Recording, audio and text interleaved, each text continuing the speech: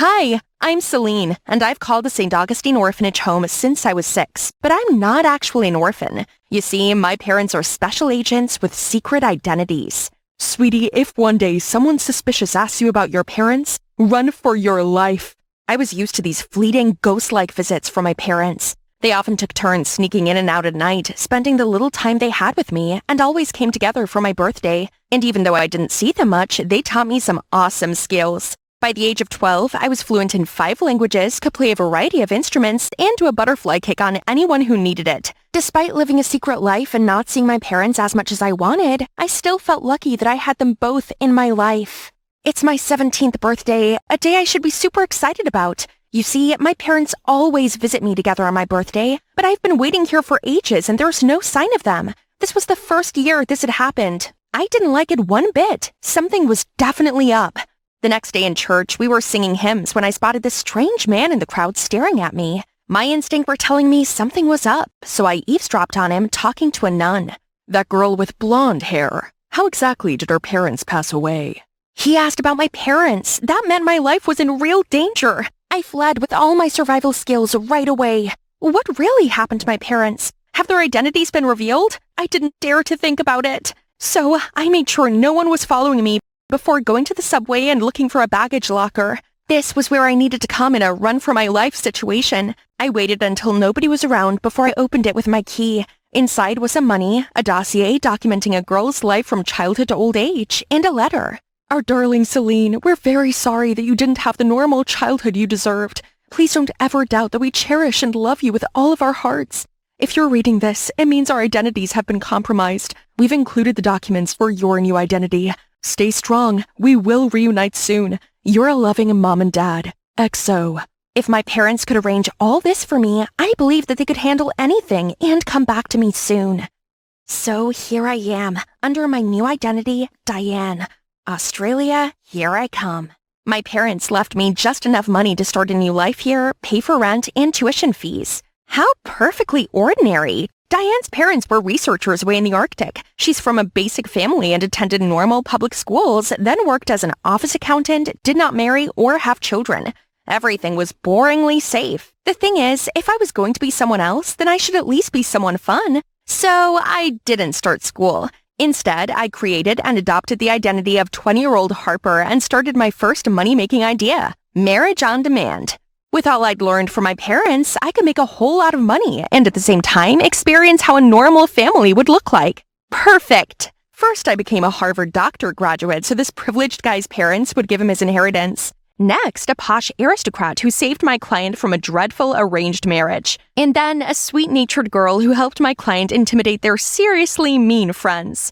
As soon as my clients achieved their goals, the contract ended and we went our separate ways. Before I knew it, through my Harper alias, I'd married 9 guys in just 8 months and become eye-wateringly rich. But as it turned out, the cases I took were all abnormal families. This 10th contract would be my final case. Then I'd say goodbye to Harper and attend college as Diane before I lost all faith in ever getting the family of my dreams. But while driving to my rendezvous, I swear that car was following me. It could be my parents or someone dangerous. Only one way to find out. Now I just had to wait. If they were dangerous, I'd drive straight off this cliff, then swim to safety. Then I saw this gormless, grinning guy peer through my window. He held up a temporary girlfriend contract. Hey, I just want to talk. Could he be my 10th client? Either way, he seemed harmless, so I stepped out of the car. I'm Carlton from the courthouse. You've sure been busy, so I've been assigned to investigate you. As far as I'm aware, it's not illegal to marry multiple times, is it? No, only if they're real and not marriage contracts. Carlton, I only have one client left and I'm not marrying him. I'm his temporary girlfriend, which I believe is legal. So, is there any chance you could turn a blind eye this one last time? Legal or not, I strongly advise you to quit this job and do something more morally upright. Just then, a black car pulled over and a man walked straight towards us. Oh no, had they found me? I'm sorry for getting you into trouble. I turned around, ready to jump, but Carlton suddenly held my hand back. No need for that. My boss won't eat you alive. Besides, I haven't told anyone about the contracts yet. Oh, so this man's his boss from the court? Turns out he and his wife happened to see Carlton on their way to the airport and just came to say hi. Hey, Carl, it doesn't say much if this girl would rather jump into the sea than date you. He looked really awkward and I felt bad for the guy. Without thinking it through, I clung onto his arm and gave him my best adoring look. Actually, we're deeply in love. I'm an adrenaline junkie, but you know Carl, he's just so strict about things like this. You're right, Carl is rather stiff. If you loosened up a bit, you may have been promoted by now. After they left, I explained to Carlton that's what my job is, helping nice guys out of unnecessary trouble. Nothing immoral about it. I was about to leave when he suddenly stopped me. I could see his attitude changed. Please, make a contract with me. I know you could help me improve my communication skills and get me promoted. You can see how desperate I am right now. I wasn't sure. I mean, number 10 was meant to be my last client, but just look at that clueless face.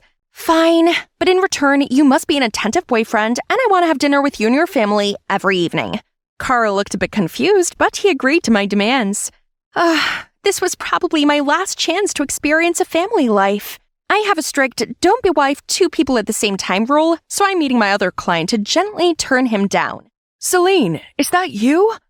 Celine? He knew my name? OMG, that's Matten, the genius pianist from the orphanage. Oh no, this was terrible. He could blow my cover. I was adopted and go by Harper now. My adoptive parents turned out to be a letdown. I had to fake my identity so I could work on my own. I understand. It's so hard for orphans like us to survive. Yes, it sure is.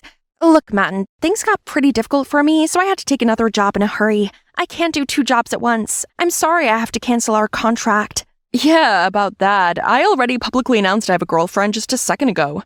Pianist prodigy Matten confirmed he's currently dating someone? Matten, I really can't do this. Just tell me who your client is. I can make a deal with him.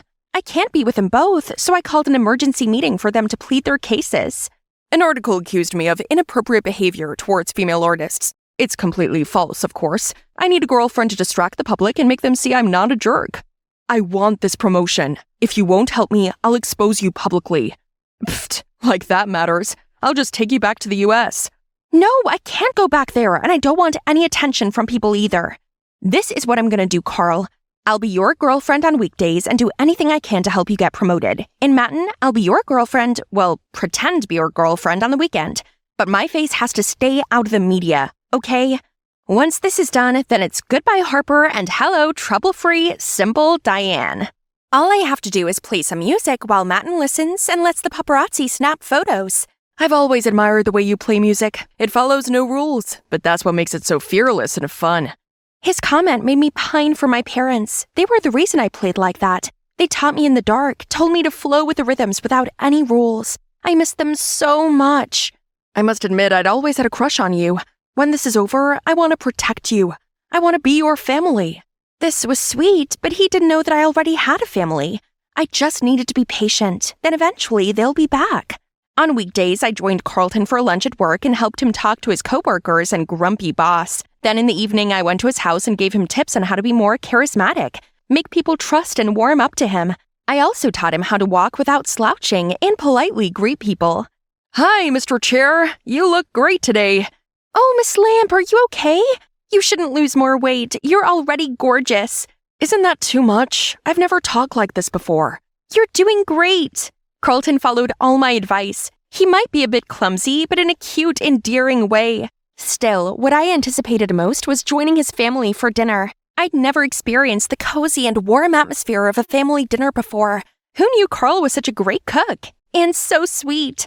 After only 1 week, Carl now had friends at work and his boss gave him extra responsibilities. Meanwhile, Matten's reputation also made a rebound thanks to articles like, he doesn't want to be around other girls because he's so passionately in love with this amazing muse. A frantic week quickly passed, which ended with Carlton's family celebrating his new position, all thanks to me. I was so moved I almost cried, but noticed Carlton seemed off. Maybe he was bummed out as he knew this was the end of our contract. After dinner, we went for a stroll around the garden. Then he blurted out, "Who are you really?" I was super surprised. Then he told me that one of his new jobs was to investigate a girl called Diane who entered the country, then vanished. I know you're Diane. I can recognize those eyes anywhere. Yes, I'm Diane, but I only faked my identity to earn money. I know you're lying again. It's fine, you've helped me, so I'll help you too. I faked some info to close the case. Thank you, Carl. This means a lot. I knew how important the laws were to him, but he still broke them. For me. I actually quit my job. What do you mean? What about your promotion? You've tried so hard for that. It's okay. I realized I didn't like it so much anyway.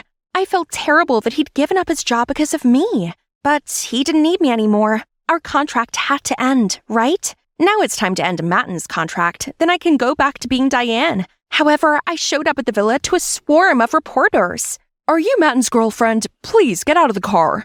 Are you the girl who dates him for dollars, not love? Please show yourself and verify the news. Looks like the news of Matten's girlfriend being a girl who only married for money had leaked. I sat there not knowing what to do. Then I saw Matten coming out of the villa hand in hand with some shiny-haired girl. These rumors about my girlfriend are all lies. Amber is a wonderful, kind-hearted soul and I couldn't be happier. Oh, I suppose that's pretty smart of him. Finding someone with a nice background was the only way to save his reputation for now. Goodbye, Matten. I wish you well. It seems he couldn't bring himself to ruin his career to protect me the way Carlton did. Now I was free to be Diane and attend this public school my parents wanted me to. I was wondering when you'd show up. You're rather popular. A man with a scar has been asking about you. Someone with a scar was looking for Diane? The moment I realized someone was watching me behind the door, my instinct told me to run for my life. I rushed to the window and jumped down, just to catch Carlton peeping at me. What are you doing here? I wanted to see you, so I tracked down Diane. I didn't expect to find you here, but I like you a lot, and there was no time. They saw us together, so I pulled him away. You're driving like crazy, Diane. Who are they? Why are they chasing us? I don't know. All I know is that they're dangerous. He took his phone out to call 911, but I stopped him. No cops. I can't trust anyone but myself, Carl. I'm so sorry for dragging you into this mess. My parents often told me the best way to escape a chase is to jump into the water. However crazy it seems, please trust me. I took a sudden turn and plunged the car straight into the sea. In the water, I unfastened the seatbelt and turned to see Carl already got out of his. He pulled my hand and we swam through the window. The waves drifted us onto a beach, but I had no strength left to move an inch. They're gonna catch us. Celine, sweetie, please wake up. I rubbed my eyes and saw the golden sand, Carlton, and my mom and dad? Am I dead? Mom?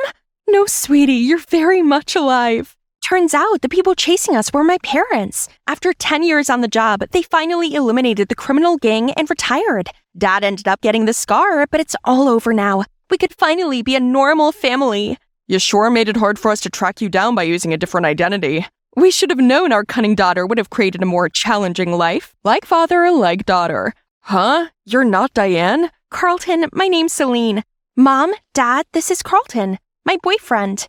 It was so cute seeing him blush. Then he quickly held his hand out and introduced himself to them. It's lovely to meet you both. I care greatly for your daughter and I always will, no matter how mischievous she is. Turns out it's pretty amazing just being Celine. I started school as myself and so far, so good. I'm living with my kind, talented, and normal parents. We're having the best time together, and I get to date this cute, caring chef. The best part is I can finally stop running for my life and just enjoy the people I love most. Sir, we're looking for the nearest landing point. Our helicopter has lost 2 engines. Mayday! Mayday! Mayday! Jetfly 457. Do you know who I am? I am Mr. Anderson's daughter. I insist you find a way to save us immediately. Poof! Money isn't going to save you now. The best thing to do is be quiet and pray. No, it can't end like this. I tried raising my phone to pick up a signal, but Blade hit my hand, causing it to tumble onto the ground and the screen to shatter. Stop this nonsense. Nonsense? Actually, I'm trying to get us out of this mess, but all you're doing is just sitting there. Before I could finish my sentence, Blade blurted out, "For God's sake!" then jumped out of the pilot's seat, put on a large backpack, and turned to me. "Get ready to parachute out." What? Are you serious? No way I'm gonna do that. That's the only way out. Suit yourself, else I don't mind jumping alone either. Oh my God, he's a jerk. Fine. But first thing I'm doing when I get home is getting Daddy to fire him. Then Blade moved us towards the door. Ah! The sky was so vast and perilous. I took a deep breath. It's about time. Am I still alive? I turned to my left and saw Blade lying right next to me. Oh, from this angle, he looks kinda handsome. But wait, Why wasn't he moving? Oh my god, is he? I sat up and shook him vigorously. You can't be dead! You must get me out of here!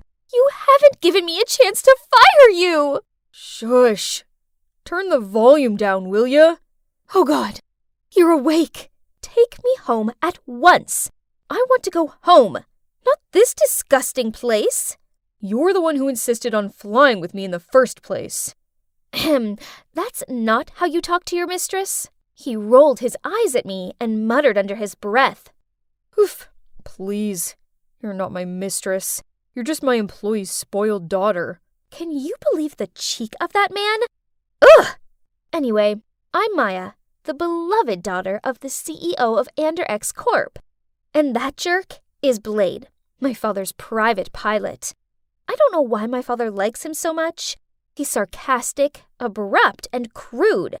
The only reason I was flying with him in the first place was because he was going to pick my father up from a meeting in Rio, which coincidentally, I was in need of a weekend getaway under the hot tropical sunlight. So, 2 birds, 1 stone, huh? But, yeah, this is what I got instead. Oops, how embarrassing. Why was my stomach growling like this? Hearing that, Blade immediately opened his backpack and took out a sandwich. I reached out to take it, but what? He stuffed it straight into his mouth and grinned at me as he chewed. Fine, he could keep his lame food. At that moment, we heard a loud noise in the sky. We looked up and saw a rescue helicopter. I jumped up and down, waved, and shouted to catch its attention. After a while, I turned around and saw Blade doing something weird. What on earth are you doing? Come here and shout. Now is not the time to build tiny stick houses or whatever, mister. But he just rolled his eyes and carried on. How dare he? I jumped in and kicked hard at the pile of twigs he was stacking. Geez, he sure looked annoyed.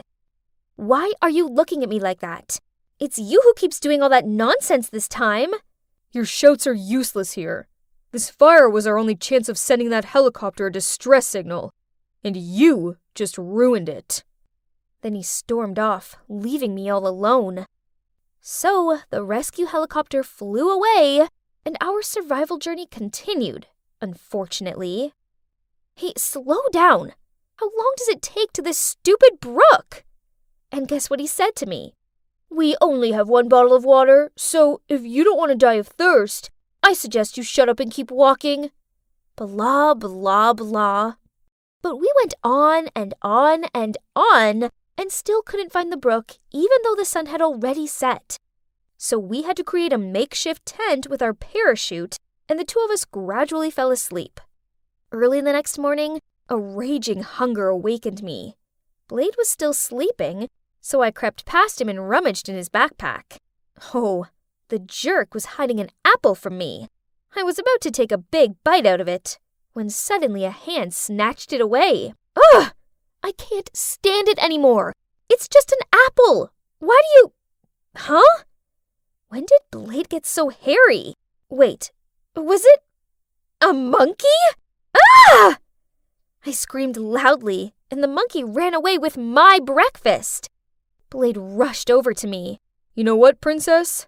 That was the only food we had left. Then he pulled my hand to chase after the monkey. And guess what we found? OMG. There was our helicopter next to the brook. We were so happy that we ran over and hugged each other tightly. We're alive! And we have enough food for a week in there. Oh, wait. He was still on my blacklist, so I immediately pushed him away. He scratched his head, and his face turned as red as a tomato.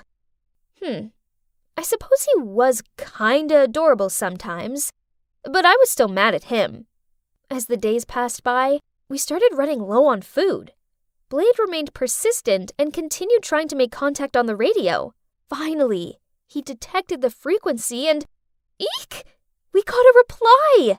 They told us to wait a little longer, and the next morning a helicopter would come to the rescue.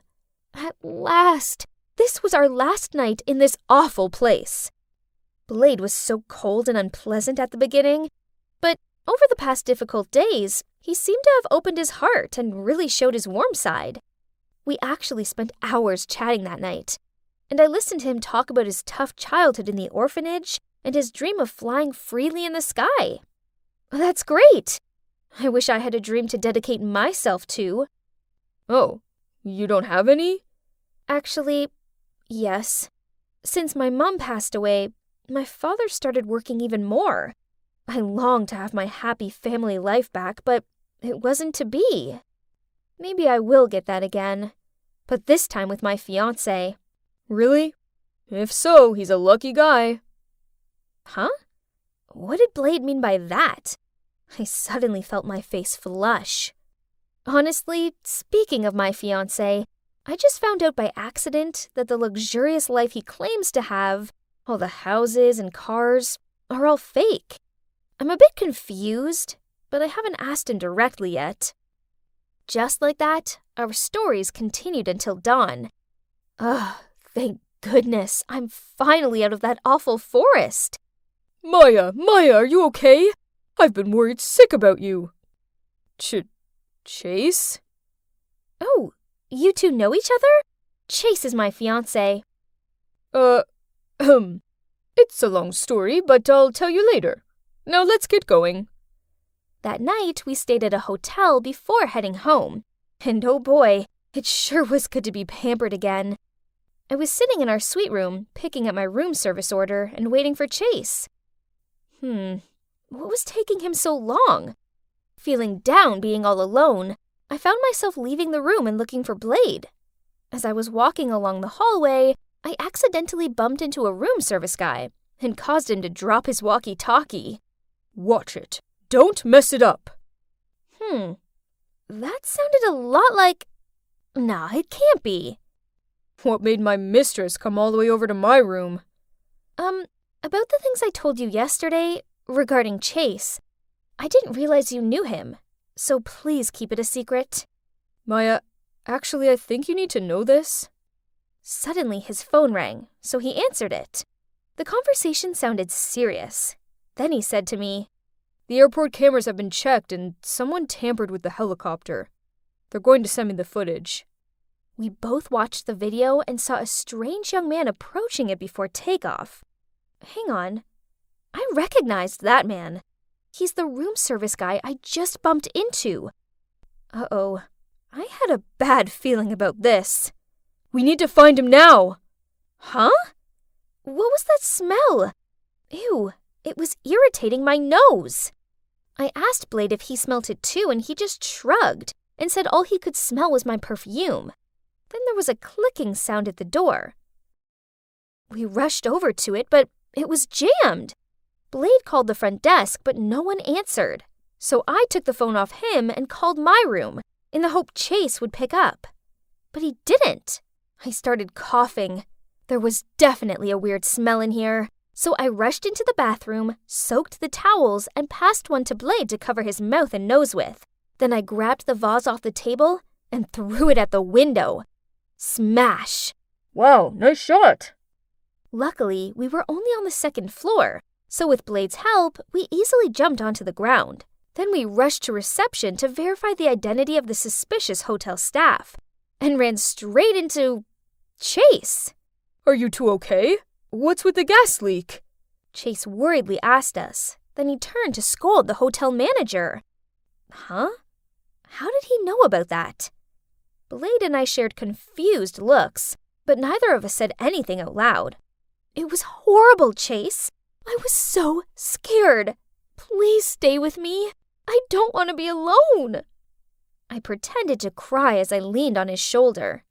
Then, while Chase was talking to reception, I turned to Blade and asked him to call the police to find the suspicious hotel staff instead. That afternoon, before checking out, the police called to say they'd arrested the suspect. So all three of us went to the station. As soon as the police led the room service guy out, he immediately pointed at Chase and said, "He's the one who hired me." Chase gave a shocked look, denied the accusation, and threatened to sue him if he continued with this slander. Stop the act, Chase. I checked, and I know you used my card to send huge payments to the same person. That person. All I did was love you with all of my heart. So why did you try and harm me? No, I never wanted you to be hurt. It's just, Why were you always with him? What do you mean? I hate you, Blade. Why do you always stick your nose in my business and ruin everything? I'd almost reached my goal. Then you appeared and messed everything up. So, it turns out Chase was targeting Blade, not me. The two of them grew up in the same orphanage. As a kid, Chase was a crafty boy who took delight in deceiving others for fun, so the nuns assigned Blade the task of watching over him. Blade just wanted the best for his friend, so he followed Chase's every step and tried to stop him from all his petty theft plans and love scams. So Chase grew to despise Blade, and when they both left the orphanage, they lost contact with each other. Coincidentally, one time, when Chase arrived at my home to pick me up, he saw Blade. So fearing that he'd expose his underprivileged background, he planned to get rid of him forever. I don't care how much money you have. I already know your flashy wealth was all made up, but I thought you had your reasons and weren't comfortable enough to tell the truth. But it didn't matter, as I still wanted to be with you. However, what I find unacceptable is your deceitful and cruel nature. I never want to see you ever again. I burst into tears, and Blade comforted me. As for Chase, he was still begging for me to forgive him as the police dragged him away. It took me a long time to come to terms with what Chase did, but luckily for me, I have Blade to look out for me. Yep, that's right. We're now an official couple. Finally, I have the kind, loyal, action man boyfriend of my dreams. We sure do make a good couple.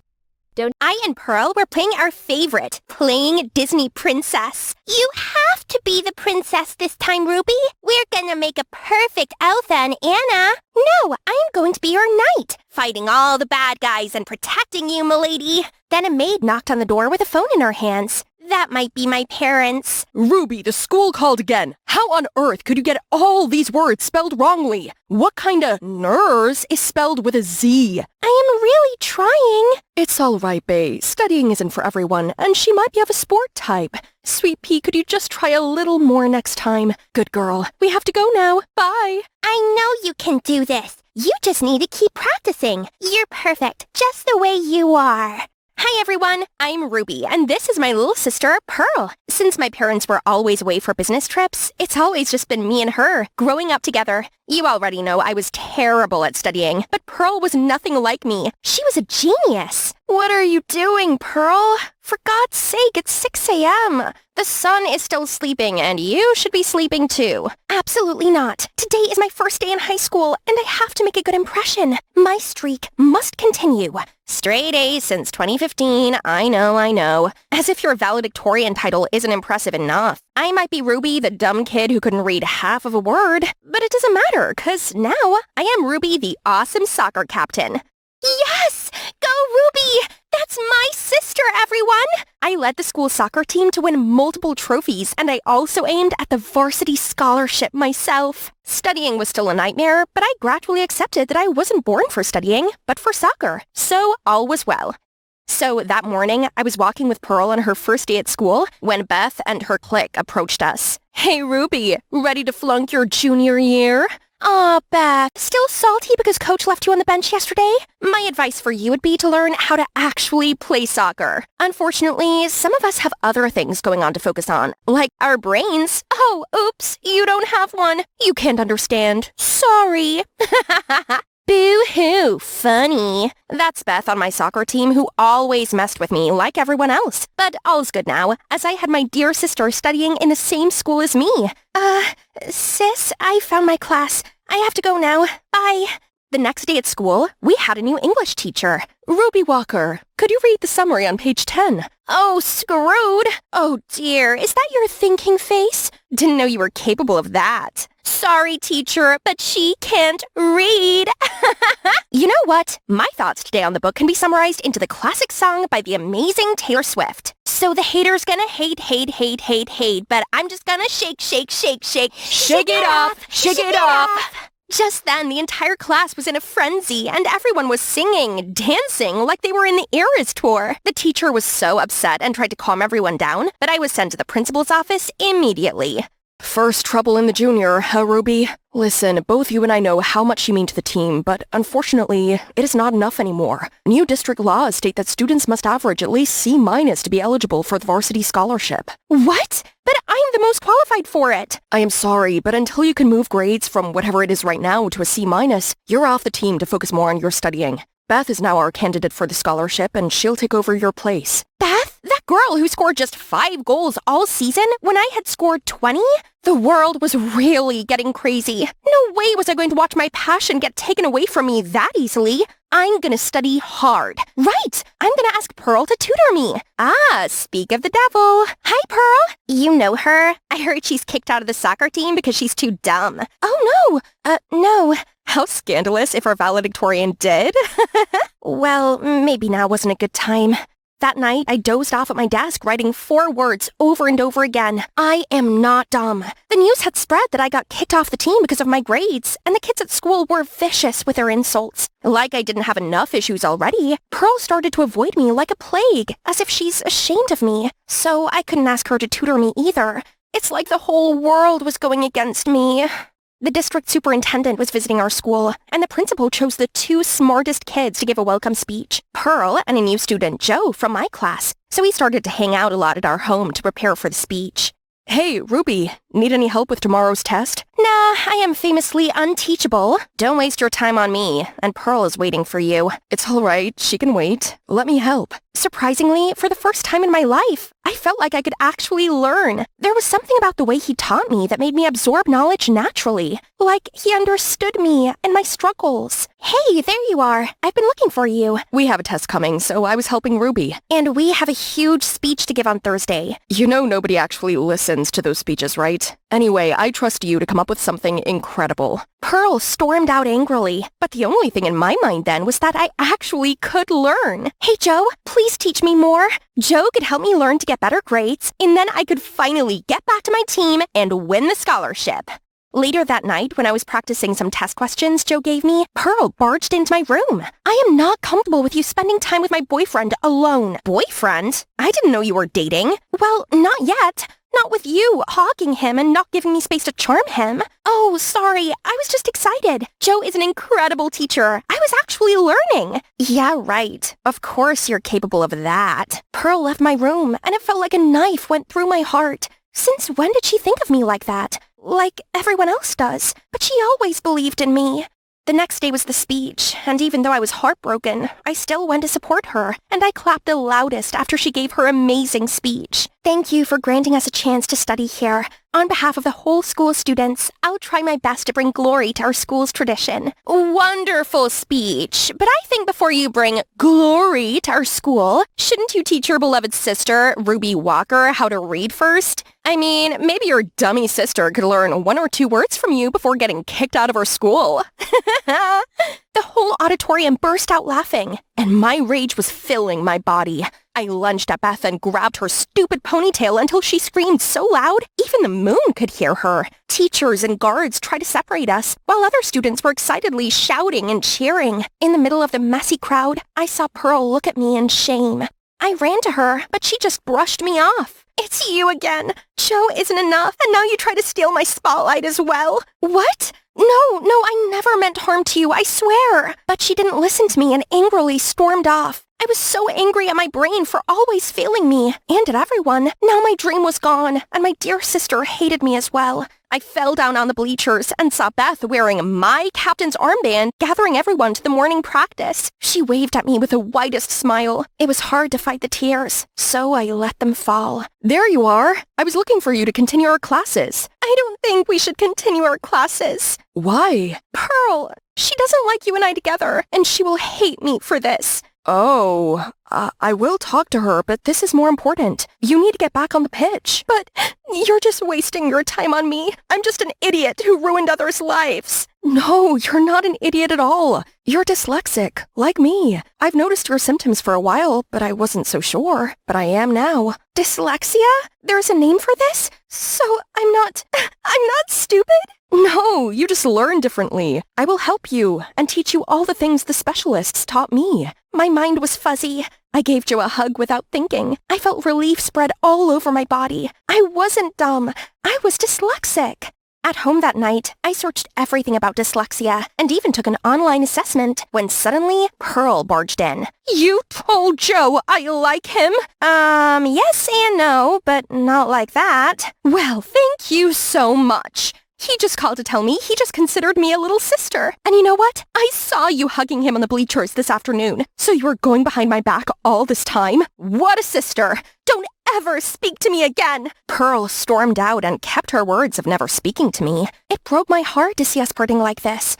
Luckily, Joe comforted me and helped me stay focused on studying. Now that I knew what my problem really was and how to fix it, I improved every day. The letters didn't make me dizzy like before anymore, and our effort finally bore fruit as I got my first B- ever on a test. And in no time, I got called to the principal's office. It has been incredible watching you turn your grades around. Good job, Ruby. I always knew. You're a gem like your name, and you just need some sharpening. Welcome back to the team.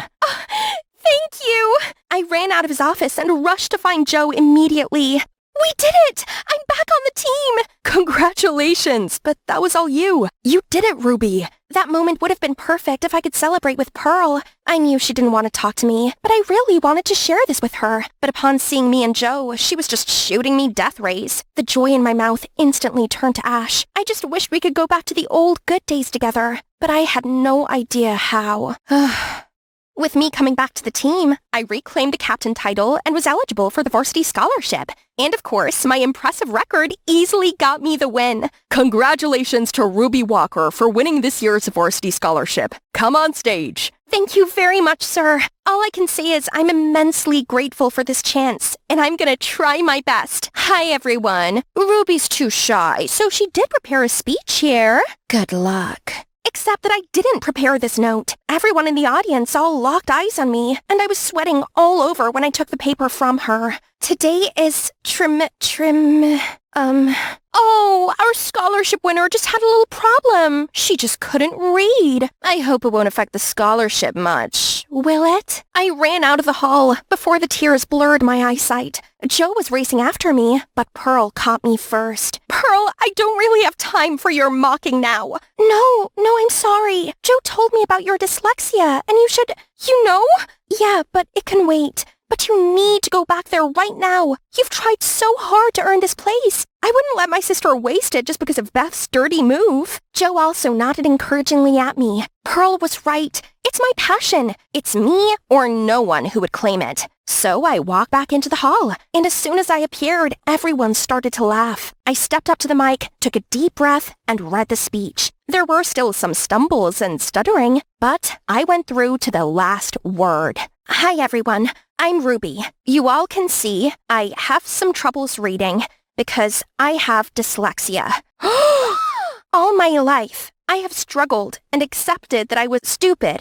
Until now, I know I'm not. I still haven't figured out how to read big words, but I am not ashamed of my struggles anymore, and no one should bear the troubles I've had. Dyslexic people like me need others to help us, to acknowledge our difficulties, and to be given a chance like any others. We're not dumb. We just need a different way to learn. Thank you. The hall was completely silent for a while before standing up for an ovation. I walked away from the podium to see the scowling look on Beth's face. I went backstage, where Pearl gave me a warm hug. I'm so proud of you, and I'm sorry. I should have helped you, but instead I've been horrible or even cruel to you.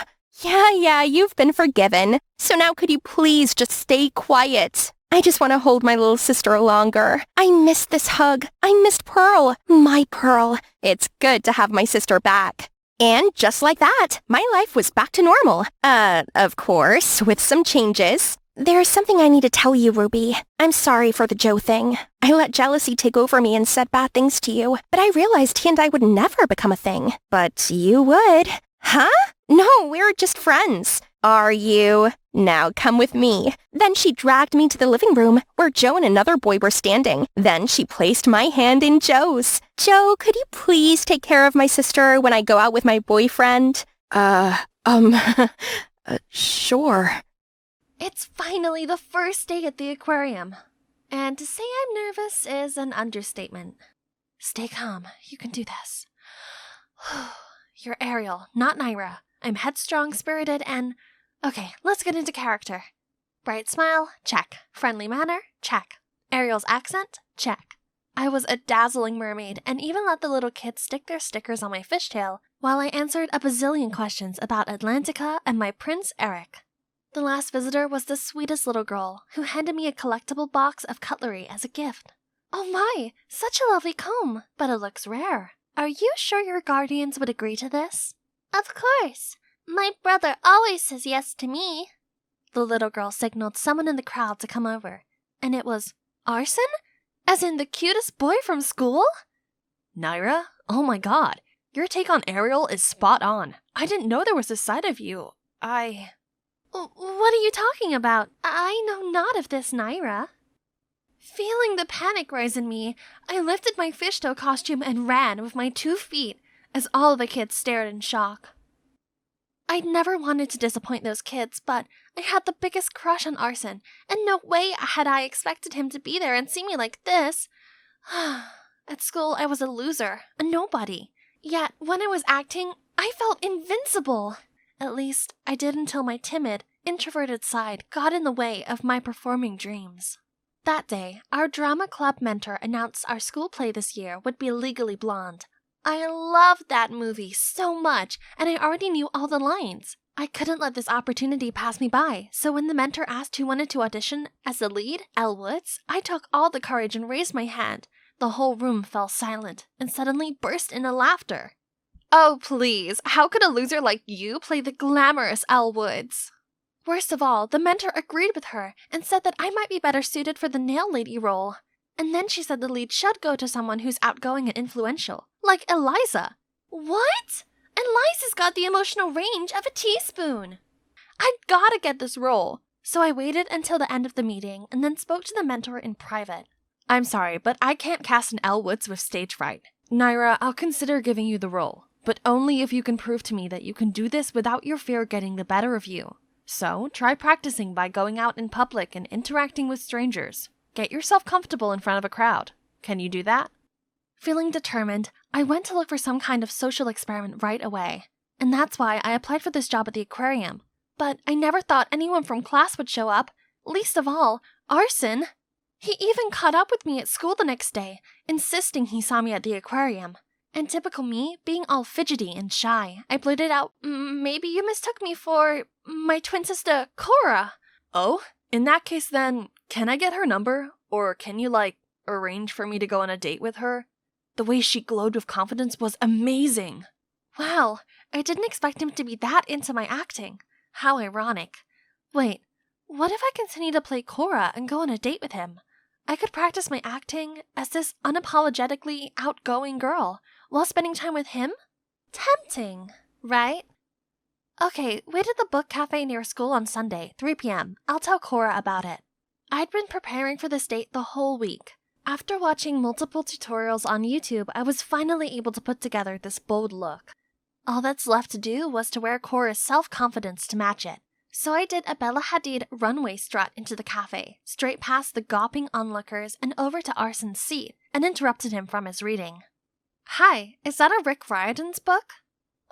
Yeah, Heroes of Olympus. Are you a fan of Riordan too? Are you kidding me? I've read all of his works. Yes, Breaking the Ice, success. We connected over our shared love of fantasy novels and other nerdy things. I didn't want the date to ever end, so I invited him along to a secret place of mine.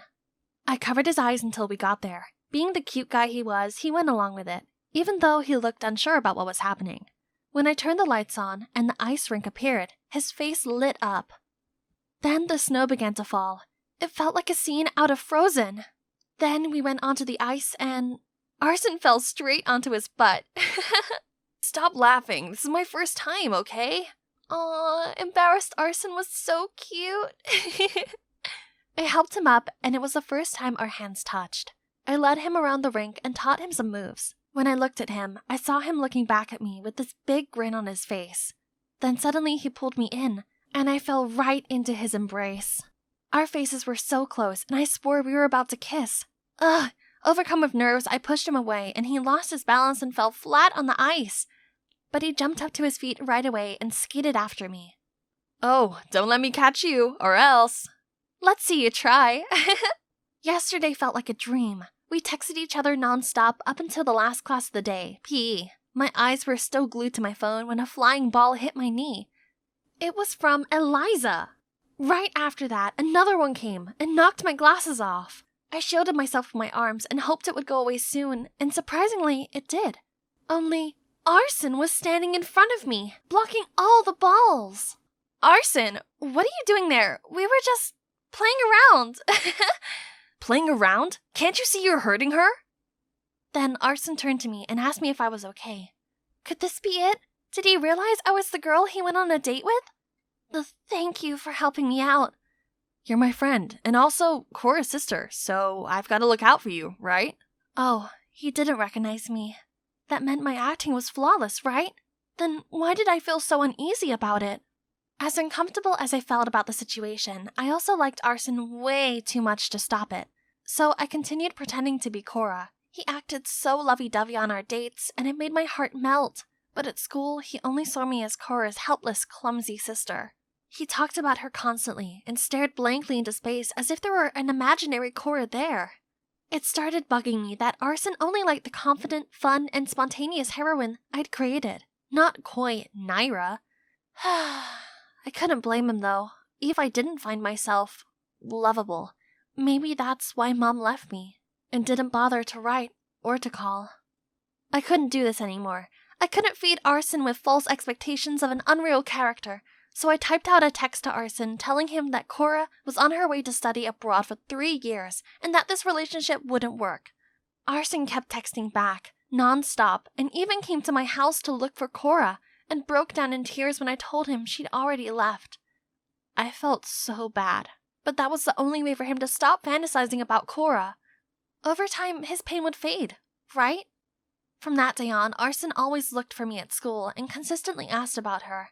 This didn't go unnoticed by Eliza, who was clearly green with envy. Lunchtime came, and Eliza, along with her minions, suddenly approached me. Why so lonely? Has Arson abandoned you? I tried to ignore her and eat my lunch, but she wouldn't leave me alone. Fine then, I'll lend you a hand. Arson, hi! Did you know that Naira here is so obsessed with you? She even admits that she loves to follow you everywhere like a stalker. How creepy. Huh?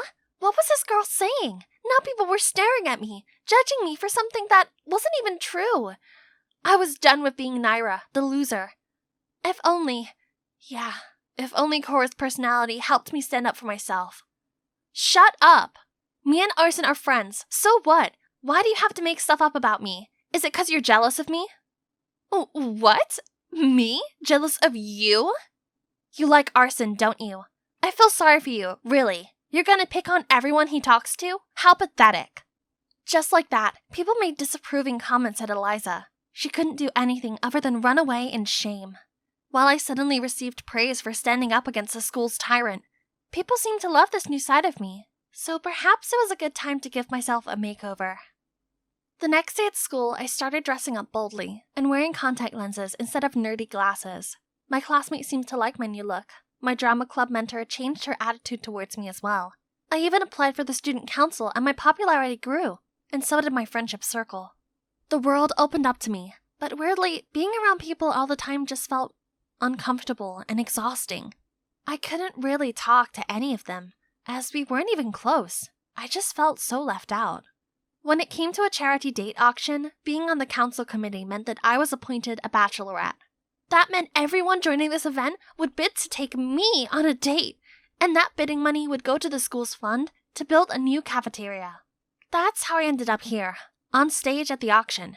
I tried my best to act cool, to raise as much money as possible. The boys kept cheering for me, trying to show their charms, and I tried to flirt back by talking nonsense and winking at them. Once the bidding started, chaos commenced as people kept raising their paddle numbers. 40. 60. 80. It suddenly came to me that I didn't want to go on dates with any of these guys. I didn't know them at all. And just then, Arson shouted from the back. 500. 500 going once, going twice, and sold. Arson jumped on stage, grabbed my hand, and dragged me out of there.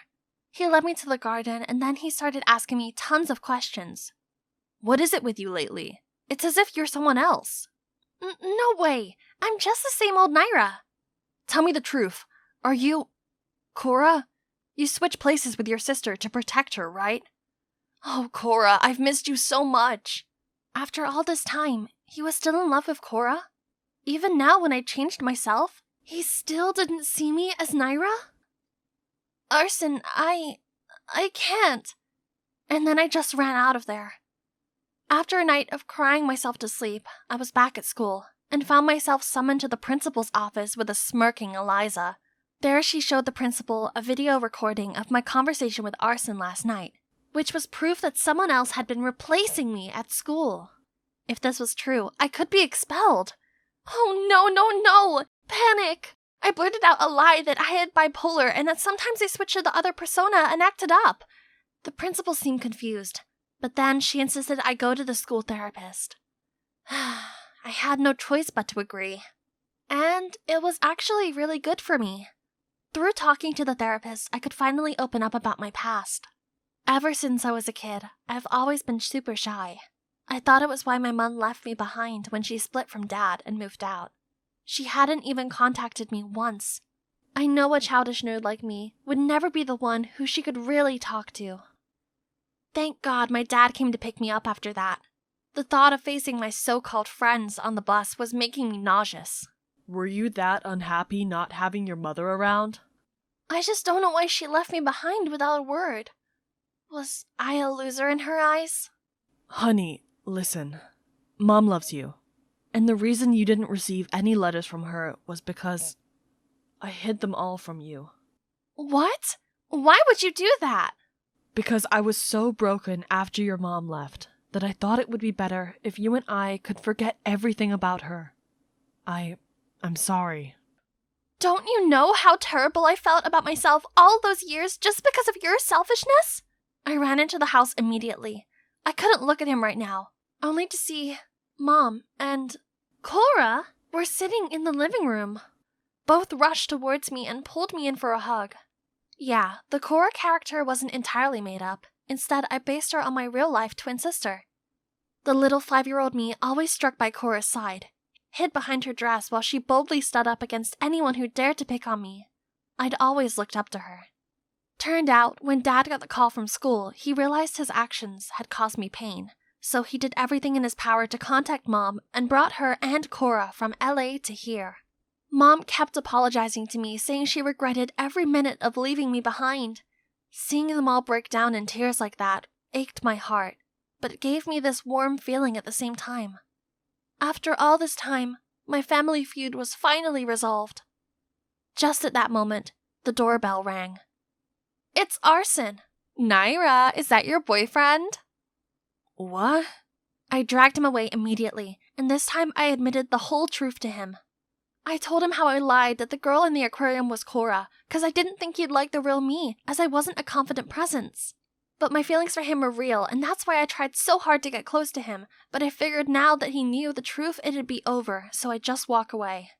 Finally, I'm back. I've been in LA for an entire winter break to spend more time with Mom and Cora, and to figure myself out.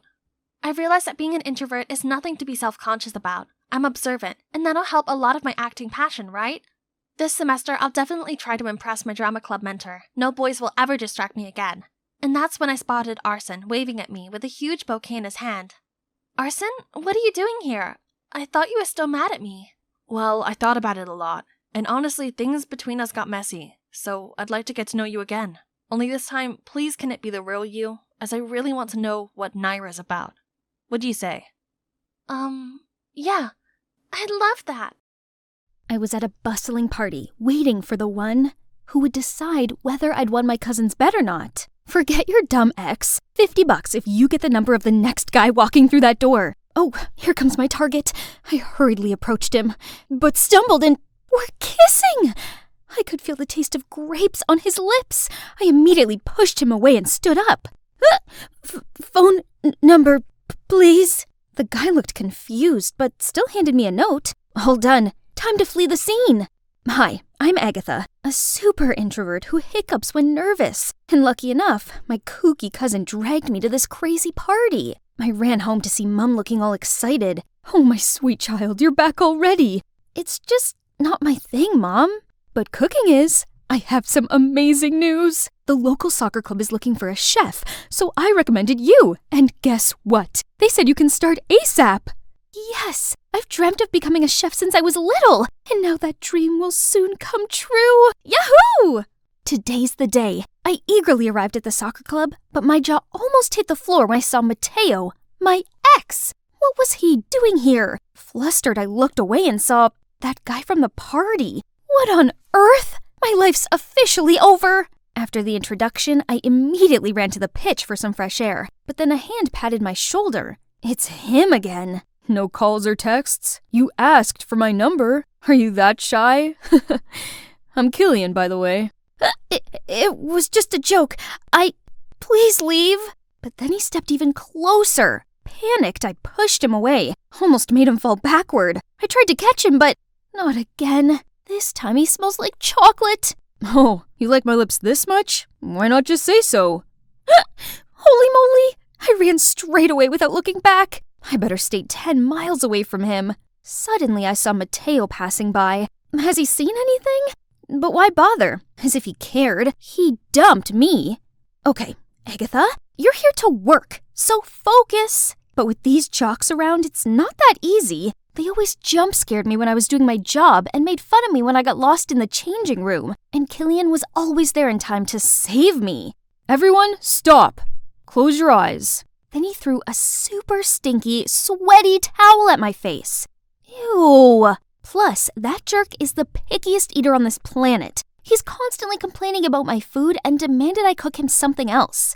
There you go. I'm cutting on starch to build muscles. I'll get rid of the pasta. Oops, I forgot. I'm lactose intolerant. Okay, no cheese. Poor little chicken. I can't eat that. So, are you allergic to the plate too? Meanwhile, other team members were way easier, especially Mateo. We used to date, so I knew his taste pretty well. I gave you some extra pork, your favorite. I don't like pork. I hate pigs. Just then, Killian jumped in. You should focus on me instead. We can discuss my meals privately. Before I could say anything, he already handed me a note. Me and him alone? That's weird. But learning his eating habit would help my job, right? Nope. Big mistake. Killian had an endlessly absurd list of diet restrictions. No more than 2.5 grams of salt a day, mayonnaise on everything, no mushrooms, and spaghetti without tomato sauce. Did he just descend onto Earth? And during the meal, this dude kept smiling and staring at me. You like me or something? You have a veggie on your teeth! Dude! Oh gosh! I immediately ran to the restroom, but Killian caught up with me, holding a ball of wool. Is this yours? I looked down to see a wool thread coming out of my dress's hemline. Oh gosh, I wish the ground just swallowed me whole right now. Surprisingly, Killian put his jacket on me. That was cool. Just then he caught me drooling over him, so I immediately pretended to play with my phone. Just want to beat level 9,674 in Candy Crush. Strangely, over the next few days, Mateo started being nice to me. Too nice. Your cooking is top-notch as always. Tomorrow, can you make me those delicious vegetable fritters we used to have together? He still remembered that? Boy, he made my heart race. I sprinted to the kitchen and put on music to calm down. Soon I found myself singing and dancing to my jam. I promise that you'll never find another like me. Hee hee! Ooh, ooh, ooh, ooh! Mamma mia! How long had he been there? Flustered, I burnt myself. Killian rushed over and held my hand. You okay? You can't even handle yourself? Then he insisted on finishing my work and even prepared us a dish. Wow, his broad back. Isn't he quite a charmer when he cooks? We talked a lot, and turns out we share a ton of things in common. Beneath his teasing, he's actually gentle, caring, and a good listener. I suddenly realized that I had stopped hiccuping since ages. One afternoon, while giving out water, I saw Killian. Oh wow, it's like the sunshine drew a halo around him and his exquisite face. Wait a minute, why was I smiling? Suddenly, a fancy-looking girl came over. Killian, why didn't you reply to my messages? You left me hanging all night. Look, I have dark circles now. That's on you. I went to leave, but out of nowhere, Mateo pulled me into a corner. Why were you so close to him? He's only messing with me. Huh? What do you mean? He competes with me in everything. I was called to you to protect you. Now that he knows you're important to me, he'll harm you to hurt me. I think he's just trying to be nice. His dad is our club's biggest sponsor. You really think he wants to hang out with people like us while Sloan, whose family owns the largest hospital in the state, is here? I don't know what to believe anymore. However, I had to admit they looked like a perfect couple.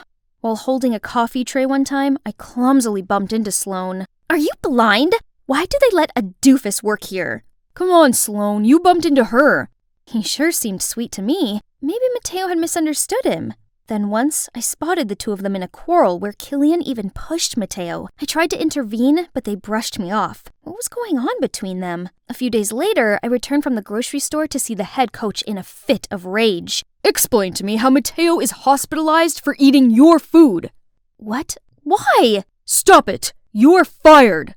My head spun in a million circles. I hadn't done anything wrong. I was packing my things when Sloan appeared. Well. Looks like Little Miss Muffet met her match. Only need some simple tricks to get rid of you and your phony, needy act. Stop dreaming about Killian. You're not at our level. Wait, our? Who's with you? But Sloan just smirked and strutted away. That's when the memory of Killian and Mateo fighting struck my mind. So, Killian must have conspired with Sloan to harm Mateo and ruin my career in the process? How could he? Still, he had the cheek to text me as if nothing had happened. Dummy, Agatha. You should have listened to Mateo from the start and stayed away from Killian. I visited Mateo in the hospital, but he coldly shooed me away. It was exactly like the day he dumped me. Today is the city's championship final, and to be honest, I didn't really know why I was here. I looked around for Mateo, but couldn't find him. He might still be sick, so we had to skip this match. On the field, Killian seemed distracted and off his game. What's wrong with him today? Killian, my dear. The lady sitting next to me looked nervous and kept fidgeting. I spoke to her and figured out she was Killian's mom. She told me the shocking news. His little sister was missing. He was blackmailed into making their team lose or he'd never see his sister again. Killian faced the goal, but he didn't kick. Instead, he passed to another player who then scored the goal. The spectators cheered in triumph, while other players celebrated the goal with Killian. Blood seemed to have drained from his face. As predicted, the threats kept coming. I couldn't just sit and pray, so I asked Killian's mom for more clues. She played me the recording of her daughter. I strained my ears to listen and heard a noise. Peekaboo, peekaboo. I know that sound.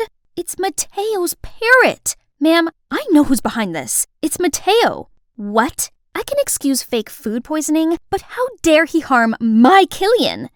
Say it again, Sloan. He asked me to fake the medical paper, and I figured it would also kick you out, so I agreed. But what about Killian's sister? That was nothing to do with me, I swear. We rushed to Mateo's house. It took him forever to open the door. Mateo, are you okay now? I have thought a lot about us, and realized how important you are to me, and I don't want to lose you again.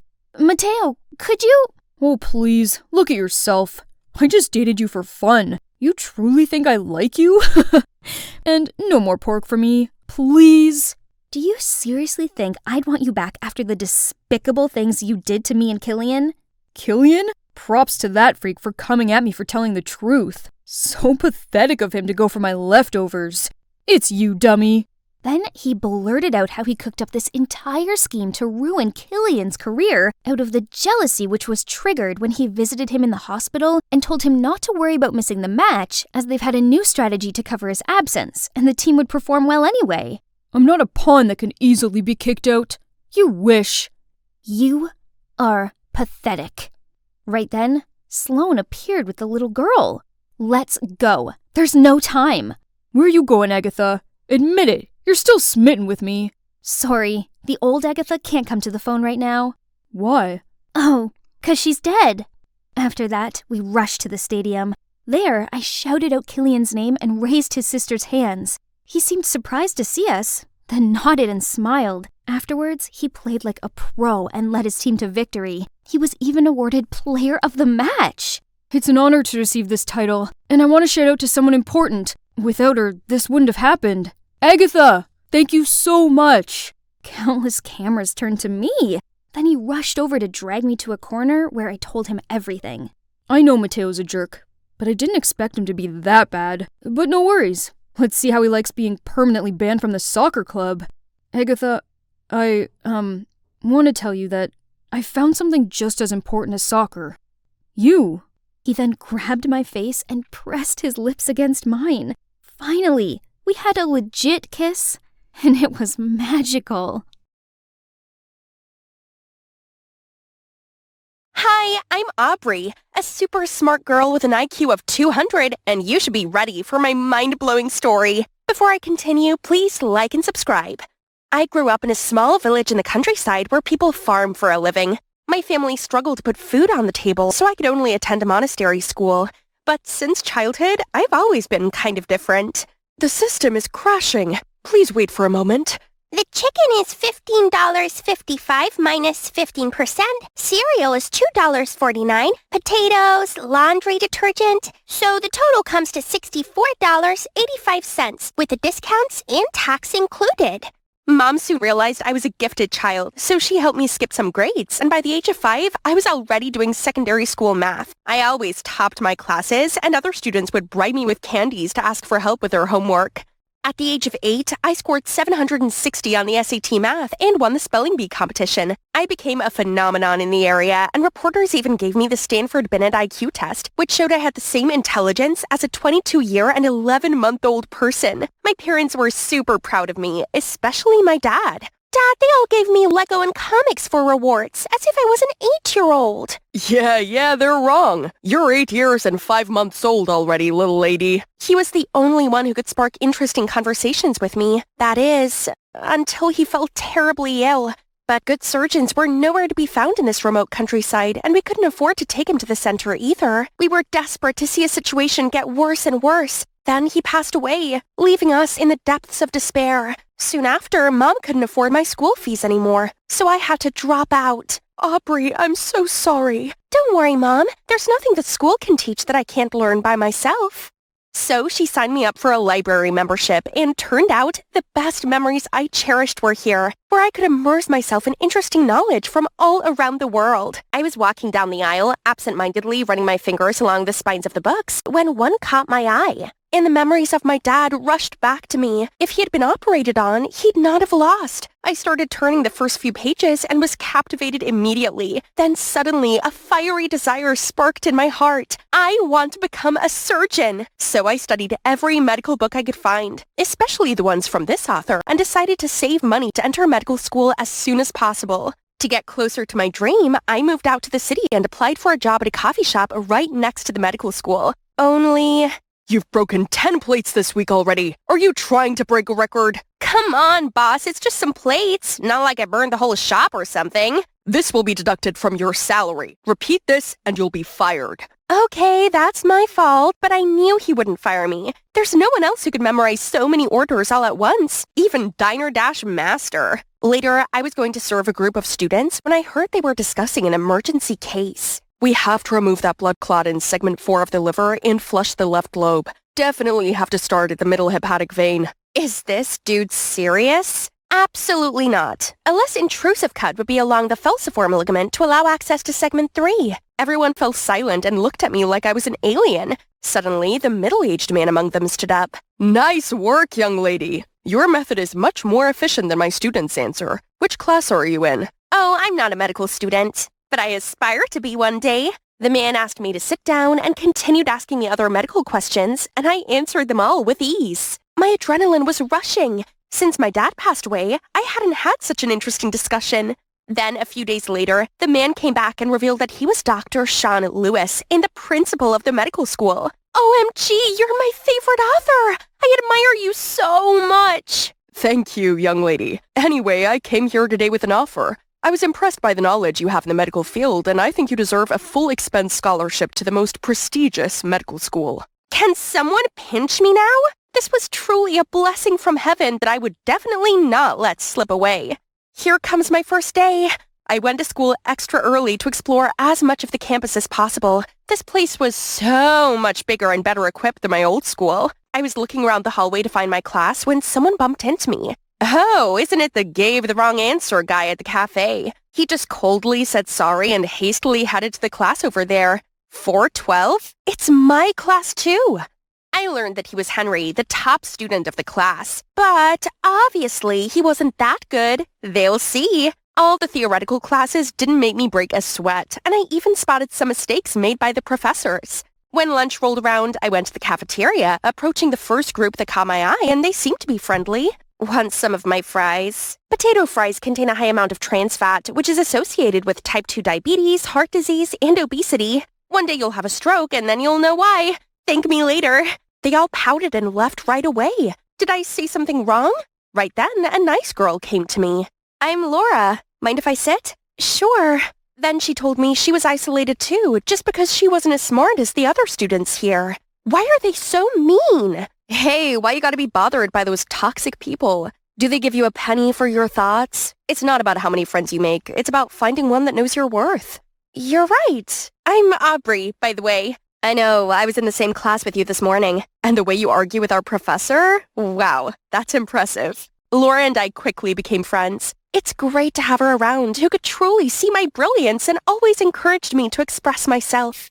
Today came a big event. A conference was held by none other than Dr. Lewis. But little did I know that this event would become a battleground between Henry and I. Determined to impress Dr. Lewis, I eagerly raised my hand at every opportunity to answer his inquiries. Each time I did, Henry would swiftly raise his hand as well, competing for Dr. Lewis's attention. We argued back and forth, neither backing down until the end of the conference. After that, Dr. Lewis announced that there was one slot available in his upcoming research project, which would go to the top student of this term. The room buzzed with excitement and anticipation. My heart skipped a beat, for working with Dr. Lewis had been a lifelong dream. However, other students started cheering Henry's name. Jeez, I swore I would beat his butt off and show them who deserved it. Time to prove that I was not only unmatched in theory, but also in practice. I was the very first one to finish stitching up the incision. But as I reached for my gauze, I couldn't find it anywhere. It must be around here, I swear. Oh no, I left it inside the dummy. Okay, this time must be better. How hard could it be to use this defibrillator? But then I accidentally touched the metal pad and got shocked and fell backward. I kept trying in many other practice sessions, but that sucked. Aubrey, this cast looks exactly like a chicken thigh. Do it again. But the most annoying thing was that Henry excelled in all of them and other students started mocking me. After that, I went outside for some fresh air and deep down, I was so disappointed in myself for all my failures. Suddenly, a hand gently patted my shoulder. It was Laura. I couldn't help but hug her and start sobbing. Laura, what if I was wrong about myself? I failed at everything and people started humiliating me. Oh, they just envy you. Nobody can beat your academic scores. That's why they gloated at your failure in practice. But that big brain of yours is what matters the most, right? Yeah? And an opportunity is coming your way. There's an intelligence contest next week. If you win, everyone will have to recognize that you're the best, including Henry. Talk about Laura, my savior. I'll try my best. Just wait and see. A few days later, Laura took me to the library in a private study room. She helped me set up my laptop and left me alone so I could focus. Good luck! I participated in an online oral contest over Skype. There was a panel of judges who asked questions, and all I had to do was answer them verbally. Easy peasy. Now I just need to wait for the results. The next day, I went to school as usual, then suddenly was called to the principal's office. Dr. Lewis might have known about that competition and saw my name on the top list. I was about to brag about my performance when he accused me of helping other students cheat on their exam. Then he showed me a voice recording of me answering the questions. Wasn't that for the intelligence contest? But Laura said, Dr. Lewis, just wait. I can explain. I frantically called Laura, but she refused to pick up. Enough! I'm so disappointed in you. You're expelled from this moment. Feeling lost and crushed, I trudged myself to a bench in the schoolyard. Hey, are you okay? Okay? You're mocking me? Now that project slot is yours. Happy much? Get out of my sight, now! Suddenly, a stack of papers fell onto my lap. You might need this. Good luck. I believe you're not a cheater. I confusedly flipped through those papers to see that these were all of Henry's notes from the semester for practice lessons, which could not be found in normal textbooks or lectures. I kept on turning to the last page and saw a scribble. Know your worth. Something awakened inside me, so I swallowed my pride and ran after Henry. Hey, wait! I've been wrong about you the whole time. I'm sorry. Don't be. It's my fault to act competitively too. I had no bad intentions. It was just the motivation for me to study harder. I swear. But it's a pity if the medical industry loses someone like you. Well, I'm not so sure anymore. I'm used to doing everything so quickly and I can't be patient, which probably explains my clumsiness. That I can help with. Genius is 1% talent and 99% hard work, you know. Since then, I often went to Henry's house to practice. We studied together and he taught me many tips to stay calm, patient, and focused. And turns out, he's also quite the adorable type. Here you go. Thank you, doctor. This is the best stitch I've ever had. One day, I ran into Laura at a gas station. She tried to hide, but I ran straight there to catch her. How could you trick me like that and just disappear like nothing happened? I'm so sorry, Aubrey. I was so blind and just wanted to help those who are bad at studying like me. I never expected it to be that serious and you'd get expelled. And now, why are you here? It's just the medical profession was not my thing, so I quit. But Aubrey, please forgive me. I'm really ashamed of what I did, and you were the only one who had truly been kind to me. Only when you set things straight and confess everything to Dr. Lewis. But even so, there isn't a likely chance we'll be friends again. So the next day, Henry took Laura and I to see Dr. Lewis. Aubrey? Laura? What are you both doing here? Dr. Lewis, I was the one behind the cheating case. Aubrey had no idea and didn't deserve to be punished for my fault. I've been practicing a lot too, sir. Look at these. I've been so careful with every single one. Aubrey has also helped me a lot on our project. I hope you can forgive her and grant her another chance. Dr. Lewis looked quite satisfied, but then he suddenly turned pensive and shook his head. Medical school is not where people can freely join and leave. A doctor needs an extra sharp mind and can't be fooled as easily as you were. I'm sorry, Aubrey, but you're not qualified. My heart sank to my toes, and I locked myself inside my apartment for the next couple of days. It wasn't until Henry knocked at my door that I actually went outside. He said he wanted to cheer me up and bring me to his favorite restaurant. I sat down waiting while Henry went to get the drinks. Hey! But a second later, he slipped on the stairs and fell down with a thud with all the broken glass scattering around. It's all right. I think I only twisted my ankle. Not a big deal. But my stomach dropped when I noticed a trail of blood on the floor and something protruding from his ankle. A large shard of glass. I swiftly dialed 911 while Henry winced in pain. Aubrey, you have to administer first aid. Oh, right. I called for the restaurant staff to get the first aid kit, but it was clear that the situation was dire. Henry's face grew pale as blood continued to trickle from the wound. I held the wound closed to stop the blood, but my heart felt weak. I couldn't bear to see him suffer. You trust me, Henry? What do you mean? Yes? So I immediately pulled out the toolkit that I brought around in my purse. Henry bit down on the tablecloth beside us, and I started the procedure. I maintained a steady stream of chatter, trying to distract him from the pain, but it wasn't helping. What doesn't kill you makes you stronger. What? Just to distract myself from the pain. Okay, go ahead. Stand a little taller. And done. When I looked up, there was a crowd cheering in awe and admiration. Guys, I caught the whole thing live. The video of the incident quickly went viral. That night, I tossed and turned in bed, unable to contain my excitement. I saved a human life! Reading the comments of the video filled me with a renewed sense of motivation to pursue my dream. The following morning, I was jolted awake by a notification on my phone. It was an email from Dr. Lewis himself. I headed to Dr. Lewis's office, and to my surprise, he told me he saw the video and gently said, Aubrey, I was once like you, arrogant and overly reliant on my natural intelligence. Then, a mistaken surgery left me with regret that I will carry with me for the rest of my life. However, after watching the video, I'm glad that you changed. I saw your humility and eagerness to learn, so I'll give you another chance. So here I am. You have no idea how much I miss this hallway. Welcome back. How's your ankle doing? Much better, thanks to you. How about a celebration dinner tonight? Sounds great, but promise you won't need me to operate on you again. I was scared to death. Ahead of me still lay a long road, but I believe the day I become a skilled surgeon is closer than ever. And soon I can perform more life-saving surgeries for the less fortunate. Bonjour. I'm Chloe, and I live here in the French city of Toulouse. I'm working on my debut romance novel about a couple destined to be together despite all the hurdles they face. If you like the sound of it, then leave a comment. Boo! Lost in your dumb fictional world again? If you like the sound of it, then leave a comment. That's Cedric, my brother. But I doubt it, because we have nothing in common. And he's a massive pain in my... Anyway... I guess you could say I'm introverted, and I dream of becoming a best-selling romance novelist, making a living out of doing what I love. Only dreams don't always go to plan, and publishing houses don't seem to like my drafts. Meanwhile, Cedric is Satan in disguise, whose sole purpose is making my life miserable.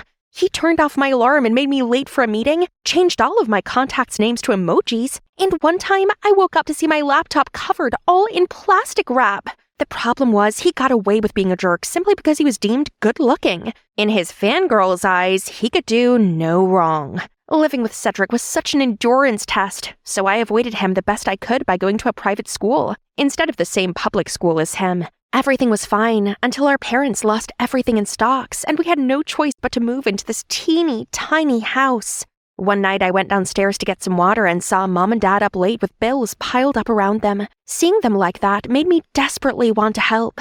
So the next day I told him that the public school had a creative writing club and that I wanted to transfer there. My tuition fees weren't a burden anymore, but going to the same school as Cedric was not ideal. So I insisted that he acted like he didn't know me at all. Still, the first few days were terrible as I kept getting lost and felt so out of place. I hardly looked up and only identified other students by their shoes. Thank goodness for the pink and white sneaker girl, Emma. She was the only person who actually noticed me, and when I told her about my writing dreams, she was really supportive. We became best friends and could chat about everything, even my annoying brother.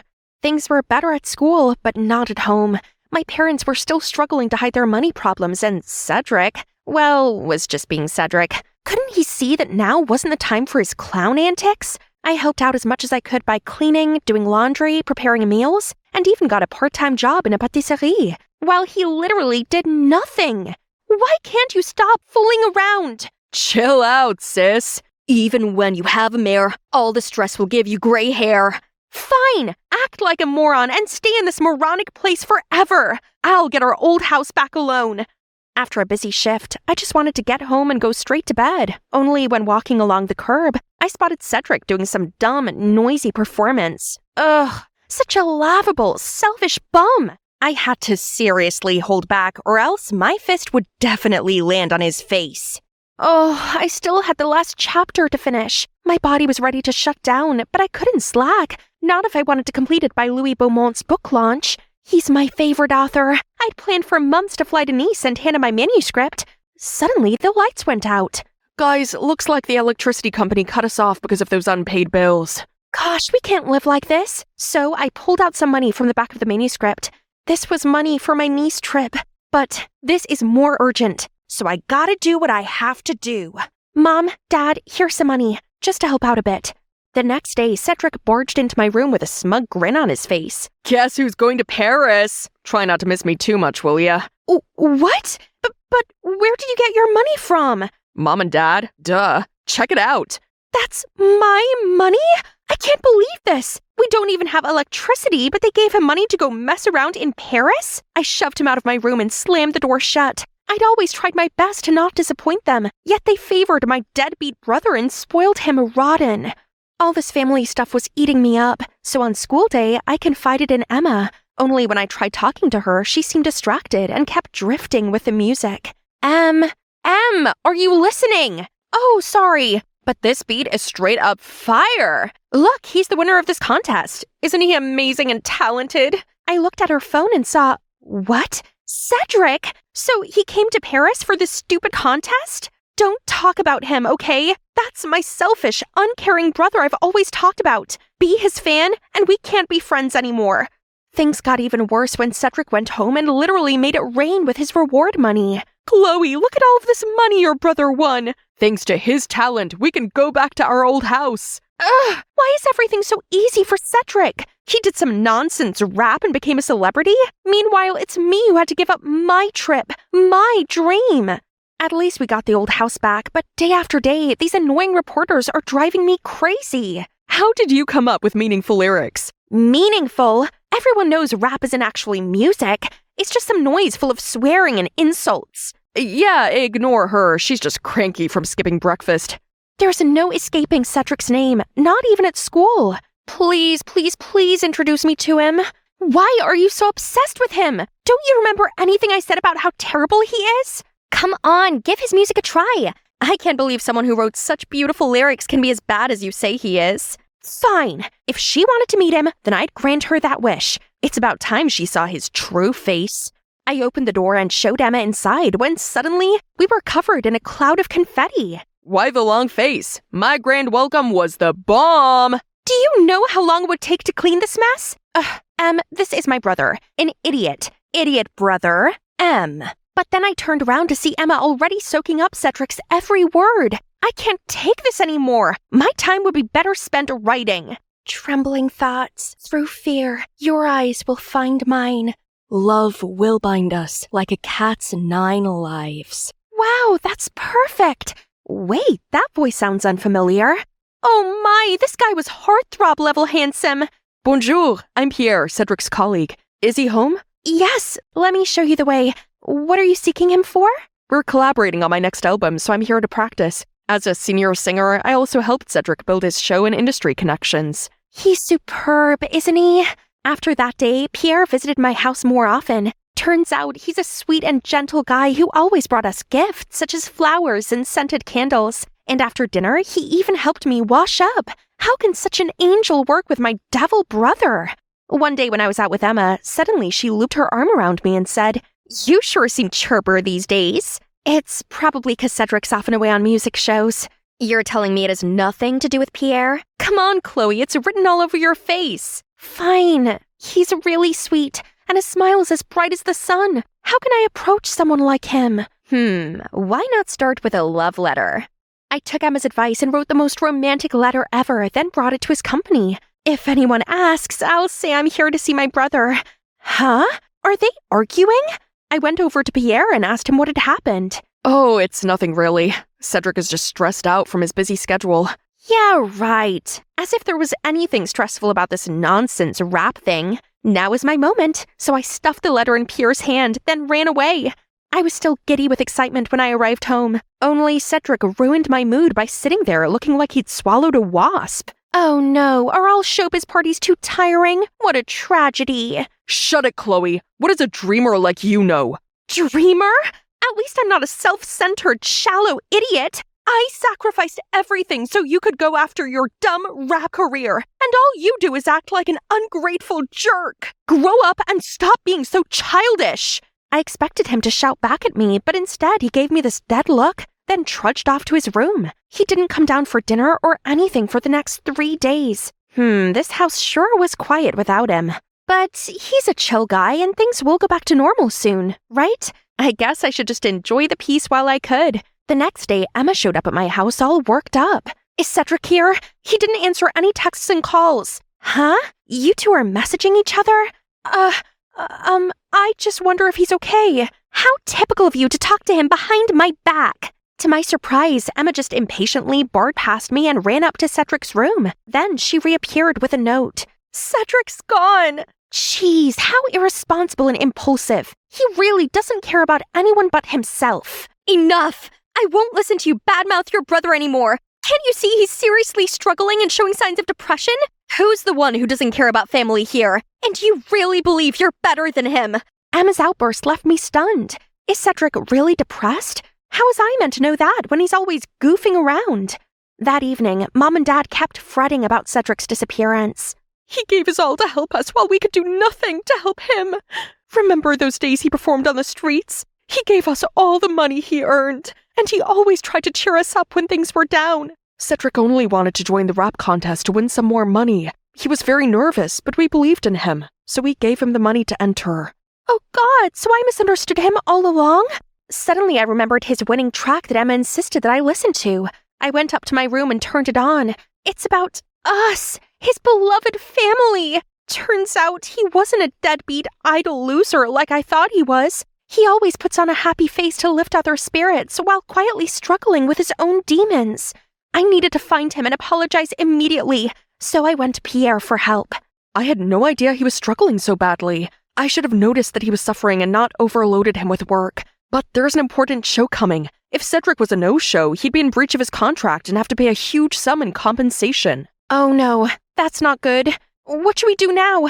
You know what? You look a lot like Cedric. How about you disguise as him? But how? Don't worry, our makeup team is top-notch. Nobody's gonna know. This all sounded crazy, but it seemed like I had no other choice. My family couldn't be in debt again for this. Being this close to Pierre made my heart flutter. He took me for my makeover, then I learned to lip-sync and perform on stage. I even tried to walk and talk like my brother. I felt bad about deceiving his fans, but I couldn't risk Cedric getting into big trouble. It's only a one-time thing. Sometimes I lip-sync too. It's no big deal. I felt a bit confused. Then suddenly, a stage crew member above me accidentally dropped a wrench. It could have knocked me off if Pierre didn't swoop in and save the day.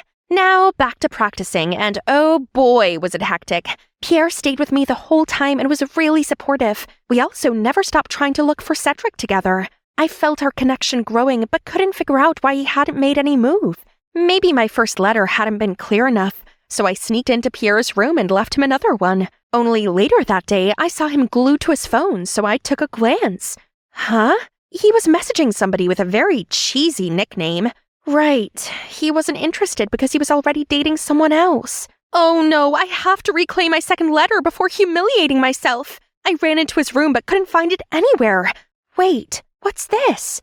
Here comes the big night. I was absolutely terrified. Pierre smiled sweetly at me and held my hands. We shared a look, then stepped on stage together. There were so many people out there. My legs felt numb, but then I spotted Emma beaming at me from the front row, and my nerves eased again. I quickly found the beat, then lip-synced and danced perfectly. But halfway through the song, the stage lights suddenly went off and a shadowy figure walked toward me.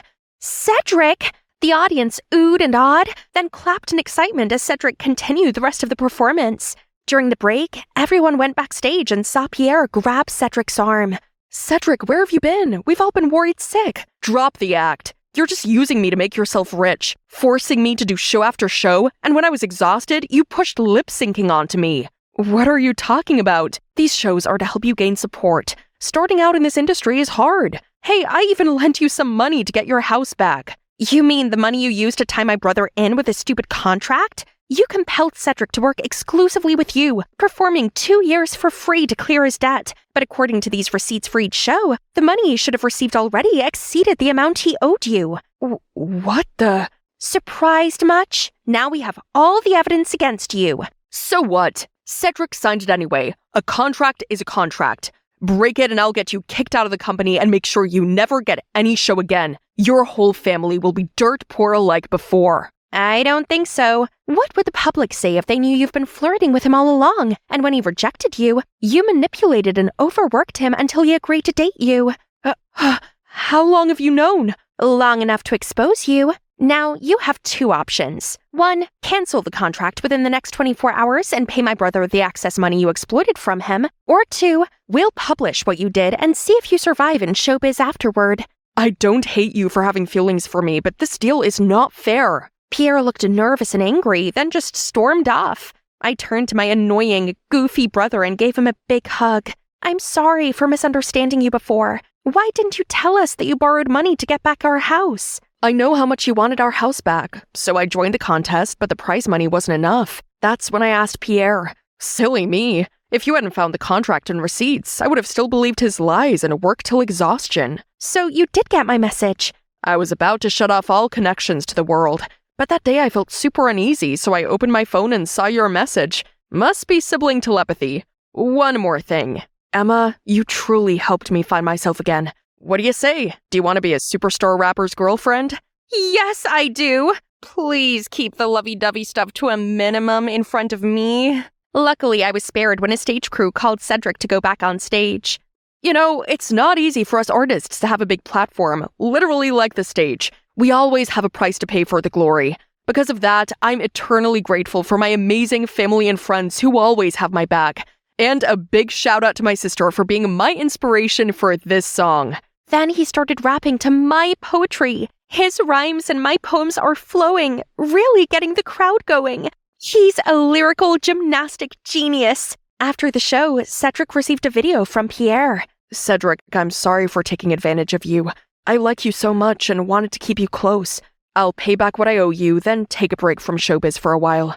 I really hope one day you can forgive me. Phew, all that drama was a lot for my introverted self to handle. So now I've treated myself to some me time to recharge. Thanks to Cedric rapping, dozens of my publishers reached out to me for my poems, including those who'd previously rejected me.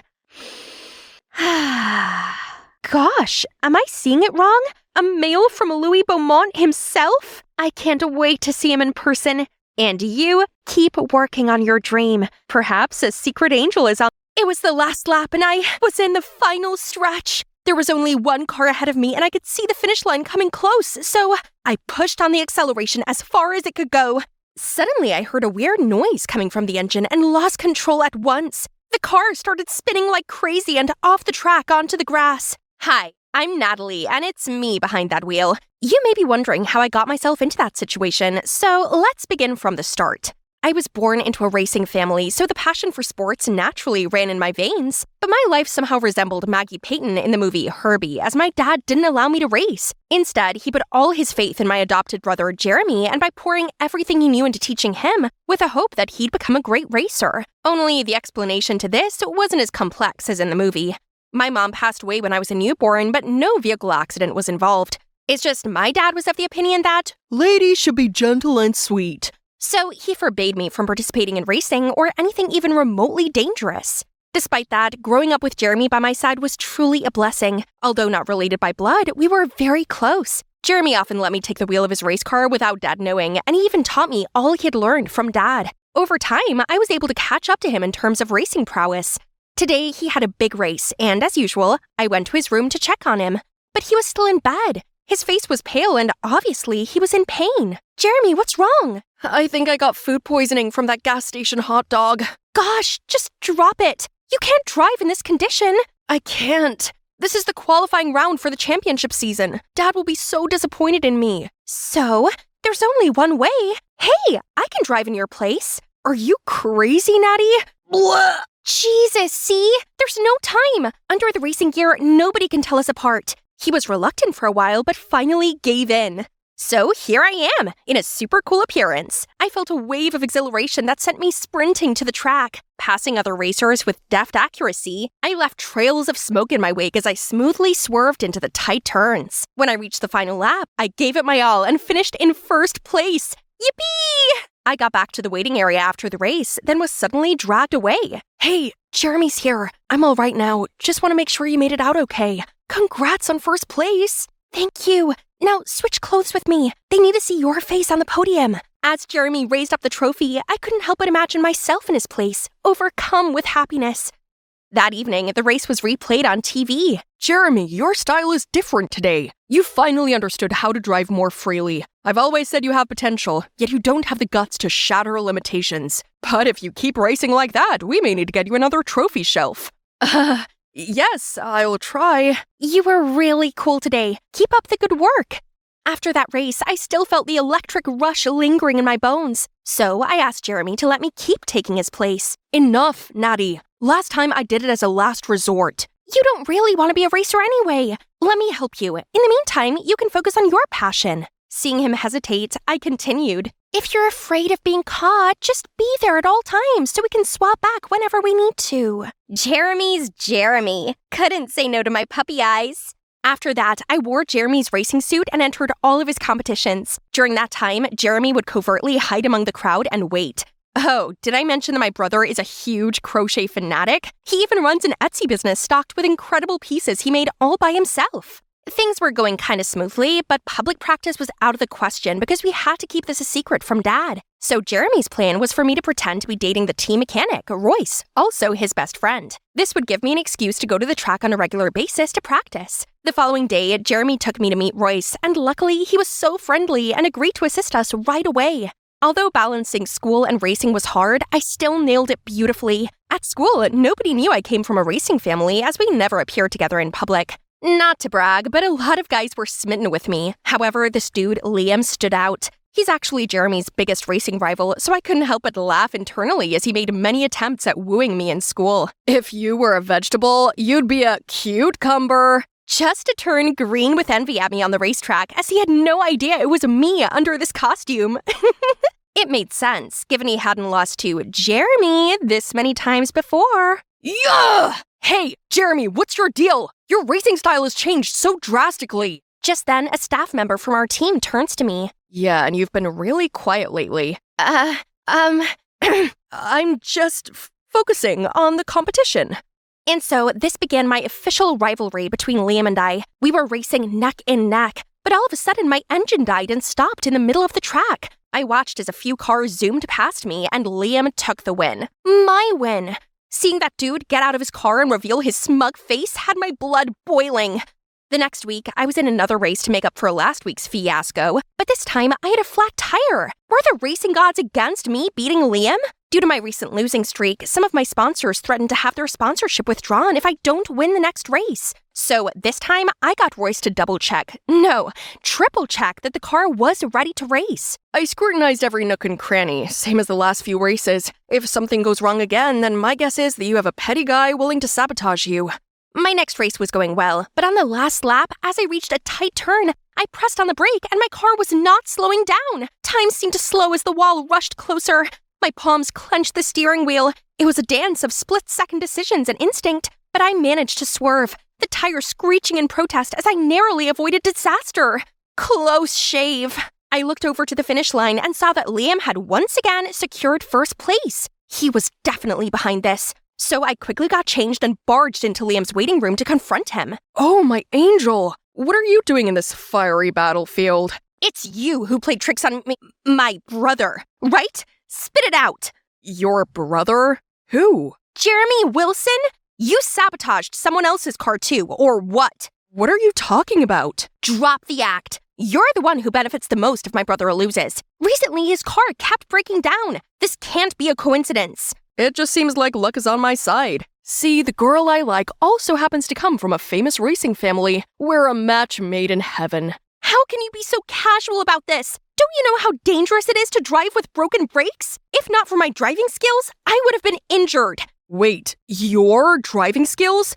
Were you the one driving the car? I mean, my brother.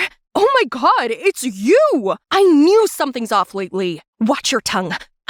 I didn't say anything. Focus on the actual conversation. You either confess to the crime, or I will investigate and expose your true face to the whole world. Mark my words. I couldn't believe I just let my secret slip to my biggest rival. If Jeremy knew this, he'd definitely tell me to quit racing. So after a sleepless night, I decided to meet Liam for a proper talk, but he found me first. Are you Google? 'Cause you have everything I'm searching for. Stop messing around. I'm not done with you yet. The you broke my car case? I had no idea about it, I swear. I'm competitive, but not that low. But isn't it normal for a car to suddenly break down sometimes? Put that aside. Anyway, have you told anyone about my identity yet? No, but what's up with that? I want you to keep your mouth shut. So let's make a deal. What do you want? Except for a date like in some sappy rom-coms, of course. Then nothing. Just don't avoid me anymore. And tell me why you have to disguise as your brother. That's none of your business. All right, then I'll ask someone else. Fine. Just promise you won't tell anyone. Then I told Liam everything. And since that day, he had officially become my shadow, no matter at school or on the track. I need to complain to Spotify for not naming you this week's hottest single. Oh wow, they really look cute together. Even though they're competitors, love always wins. And that's how we accidentally became a gay couple in the racing scene. At first, I found Liam very annoying, but soon I realized his great passion for racing matched my own, and his insights into the racing world were unexpectedly captivating. I found myself opening up to Liam, sharing my thoughts and feelings with ease, and somehow felt happy around him. But the mystery around my broken car hadn't unfolded, so I couldn't let my guard down. And here comes the last qualifying match before the championships. My dad was also here today to motivate everyone. I was so nervous, yet still had to act lovey-dovey with Royce in front of Dad. Obviously, Liam wasn't happy about that. He kept coming in between us, even though he knew we were just pretending. Natalie, focus! I couldn't stand to keep my secret any longer, so I gotta carry the day to prove myself, then reveal the truth to him and race under my own identity. I turned on the engine's full power and felt its huge force as I raced. My helmet fought the wind, and the air surge was like a thrilling symphony. It was the last lap, and I was in the final stretch. There was only one car ahead of me, Liam's car, and I could see the finish line coming close. So I pushed on the acceleration as far as it could go. As I raced past him, I was both precise and fast.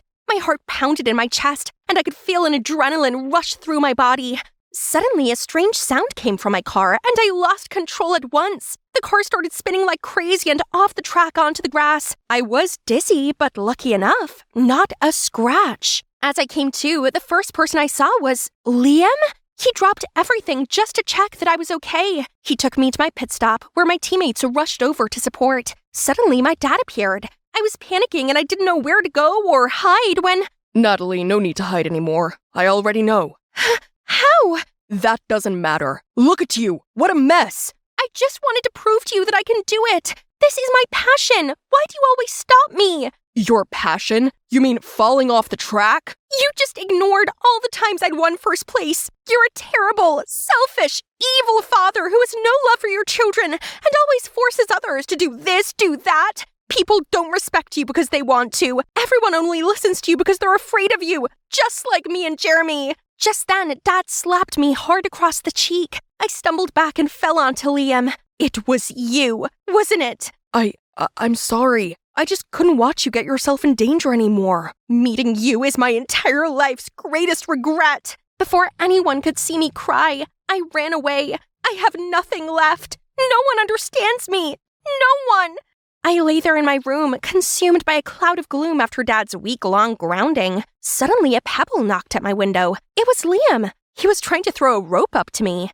After a moment of hesitation, I finally climbed down. I'm sorry I went behind your back. I didn't know your dad would go that far. I care about you and just want you to be safe. But now I realize the way to do that is to find the true culprit who vandalized your car. Liam's apology felt really sincere. Look at him. I couldn't stay mad forever. The last time you raced, you never left your car's side. The pre-checks are where we need to look into. Are you sure you can fully trust this Royce guy? He's my brother's best friend. Why would he sabotage me? You're just being subjective. Suddenly, a memory resurfaced in me. Last week, I saw Royce lingering around the car for longer than the usual inspection. He told me that I need a new head gasket or else I wouldn't be able to accelerate without blowing the engine. Now, when I think of it, it seems kind of fishy. So we rushed to Royce's shop immediately. Natalie, what are you doing here? I'm sorry to hear things have been rough between you and your dad. But you're not sorry for almost taking my life? What are you talking about? Cut the act. I've got all the evidence against you. What evidence? Shut up. I have CCTV footage of your criminal acts. If I give it to the racing committee, you'll be out for good. What do you think? My hands were trembling as I hoped that Royce couldn't see through my bluff. But shockingly, Royce's face went pale and he crumbled to the ground. All right, Natalie, it's me. But I didn't mean to hurt you. I just want to help Jeremy. How does that help Jeremy? Actually, I have a crush on him, and Jeremy confided in me once. I don't know what to do.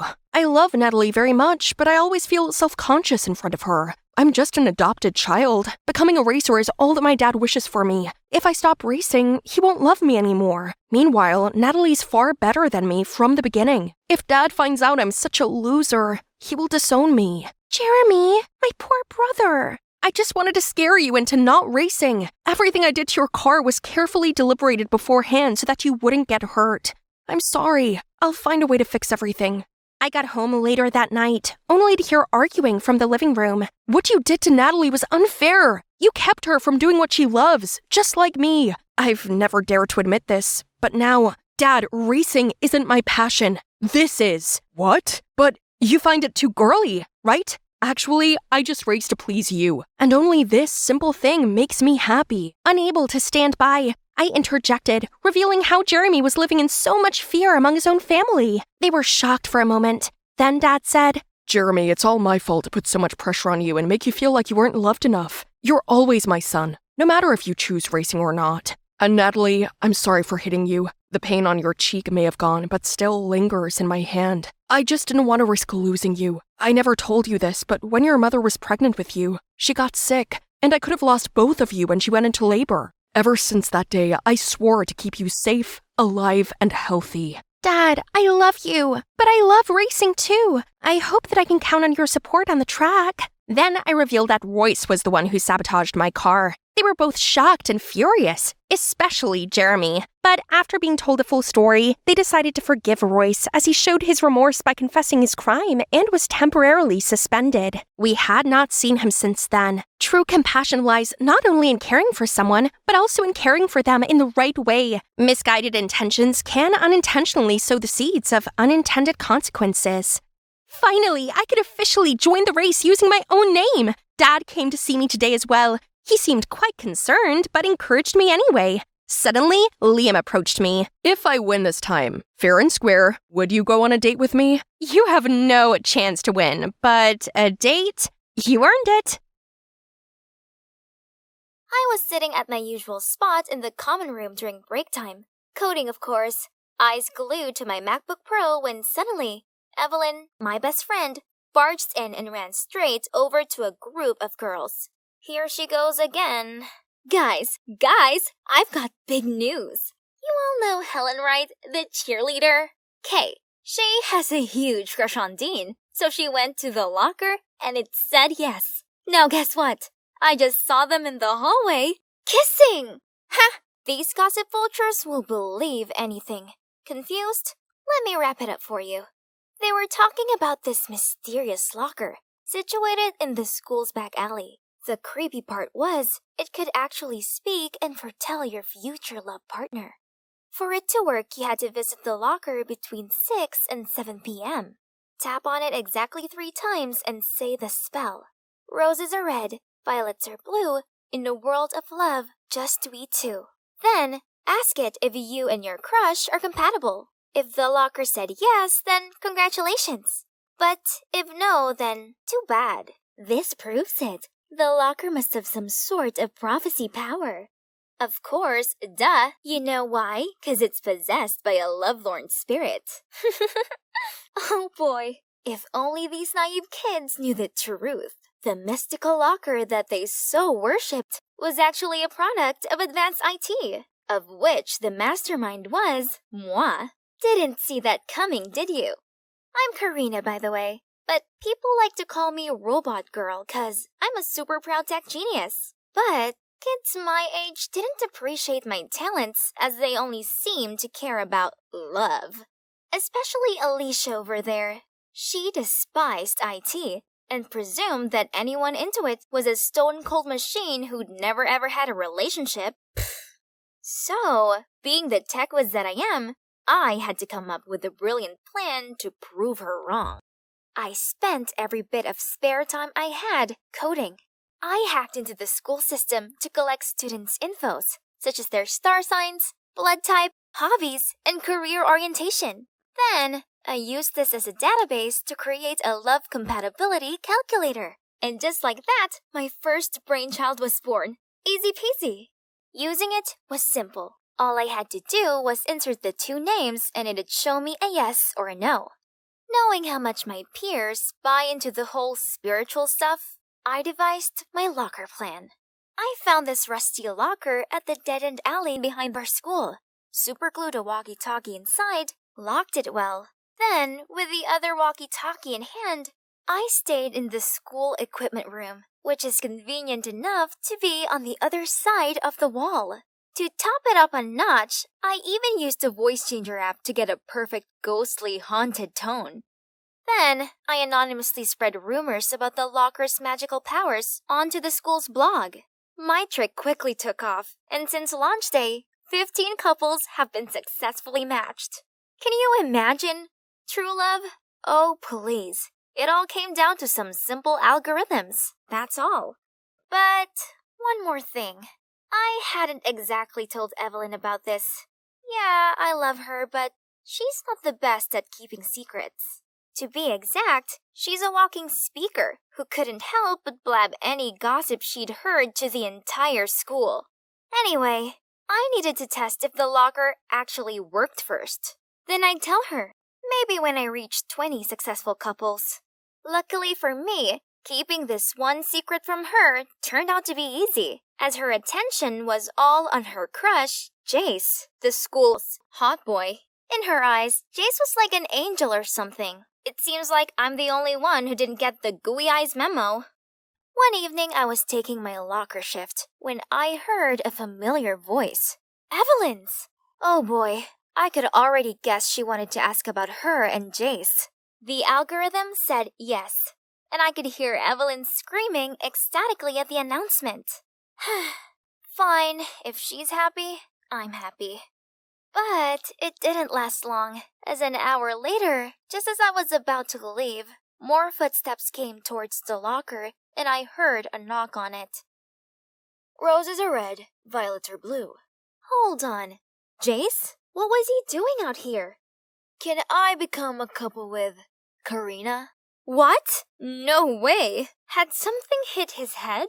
I immediately said no. No calculator needed for that. He stayed silent at first, but then asked again if I'd be his girlfriend. The answer was still no. He asked the locker again and again, but no. Jeez, what's with this guy? The next day at school, I noticed Evelyn's wearing her lucky lilac dress. Oh no, was she going to confess to Jace? I had to stop this. Hey, I have an emergency thingy. You need to come with me. Karina, what are you doing? But it was too late as Jace was approaching us. Hey, what are you playing? Tug of war? Oh, I think you messed up your hair. Here, let me. Jeez, he was unnecessarily close. And the worst part was that Evelyn just witnessed the whole thing. Right at that moment, the bell rang and she left for class. Jace, this idiot! The locker said no already, and there he went, messing it all up. Now, I had to wait till the end of class to explain things to Evelyn. But things weren't that easy, as every time I tried to approach her, she gave me this flustered look, then hurried away. One time, I managed to reach her, but then, yep, you guessed it, shameless Jace showed up and ruined the conversation. Gosh, this leech wouldn't quit bothering me. In math class, he asked the teacher to let him change from Evelyn's group to mine, 'cause he suddenly wanted me to tutor him. The worst part was, the more I tried to ignore him, the more interested in me he seemed to get. Until one day, as I was running away from him, I bumped into someone. It was the school's head boy, Killian. Oh man, I was sure I was in trouble, but... Can you see her bothering her? Quit it already. Did Killian just defend me? But, uh-oh, that sure made Jace mad. It's none of your business. Excuse me, this is a library, not a theater club. Keep quiet or out. Phew, thank God I got out of there. But, come to think of it, that was a strange thing for the normally stern-faced Killian to do. Whatever. I don't have time to think about this right now. So far, the locker had predicted 19 couples successfully. I just needed one more match, then I could proudly make my invention public, and voila! My app would change the whole world's dating scene. Here it is, my 20th client. Wait, isn't that Killian? And guess who he's asking about? Yeah, me! Maybe everyone was right about the robot girl nickname. 'Cause how could I be so clueless all this time about Jace and now Killian? I inserted the data, and the result? was a no. But hang on. What if I dated Killian? Would that make Jace give up and stop bothering me? And Evelyn wouldn't keep her distance from me anymore. It's settled. The locker pronounced yes. Monday morning, I was in the study hall, working on the math group project with Jace, when a note was passed to me. Hey, I know this is a bit sudden, but would you like to go out with me? Saturday 3 p.m.? Killian. I took a peek at him and saw him smiling for the first time ever. Okay, I was about to write my answer when Jace snatched the note, read it, then stared straight at Killian. You? Me? Outside. What was he gonna do now? I sneakily followed them to the hallway, but Evelyn appeared right behind me and signaled me to shush. That was when I heard Jace asking what was going on between me and Killian. Nothing really. Only the infamous love locker foretold Karina and I would be together. Jace was too stunned to speak as he turned purple with rage. So there's nothing going on between you and Jace? Of course not. I've been trying to tell you that this whole time. You've heard everything? Sorry, I didn't mean to. So, what do you think about the date? Sure. I'd love to. I could see Jace is boiled over from behind, but what could he do other than bear his grudge and storm off? Problem solved. Saturday arrived and Killian picked me up for our date. He even asked for my parents' approval, then opened the car door for me like a true gentleman. To be honest, I was kinda nervous, but he was so good at comforting me. He then took me to the super cool ice cream drive-thru, and coincidentally, we picked the same flavor, butter pecan. Before I noticed, I'd felt so comfortable around him already. And you know what the best part was? Our last stop was a planetarium. We sat side by side beneath the glistening star-filled sky. Whoa. This date was much more than I expected. I got to see this whole new side of him, one that is so warm and caring. Being with him made me feel good. Maybe the algorithms weren't quite accurate, right? It did say Killian and I would never be a couple, but what I was feeling then proved otherwise. I was still lost in thoughts when my alarm suddenly went off. 5:15 already? Right, I gotta get to the locker and change the walkie-talkie's battery. So I quickly said goodbye to Killian, then ran to the alley. As I was opening the locker to get the walkie-talkie out, Karina? Are you opening the locker? How? Unless you're... Oh. I don't know how, but you sure tricked the entire school. I froze on the spot, not knowing what to do.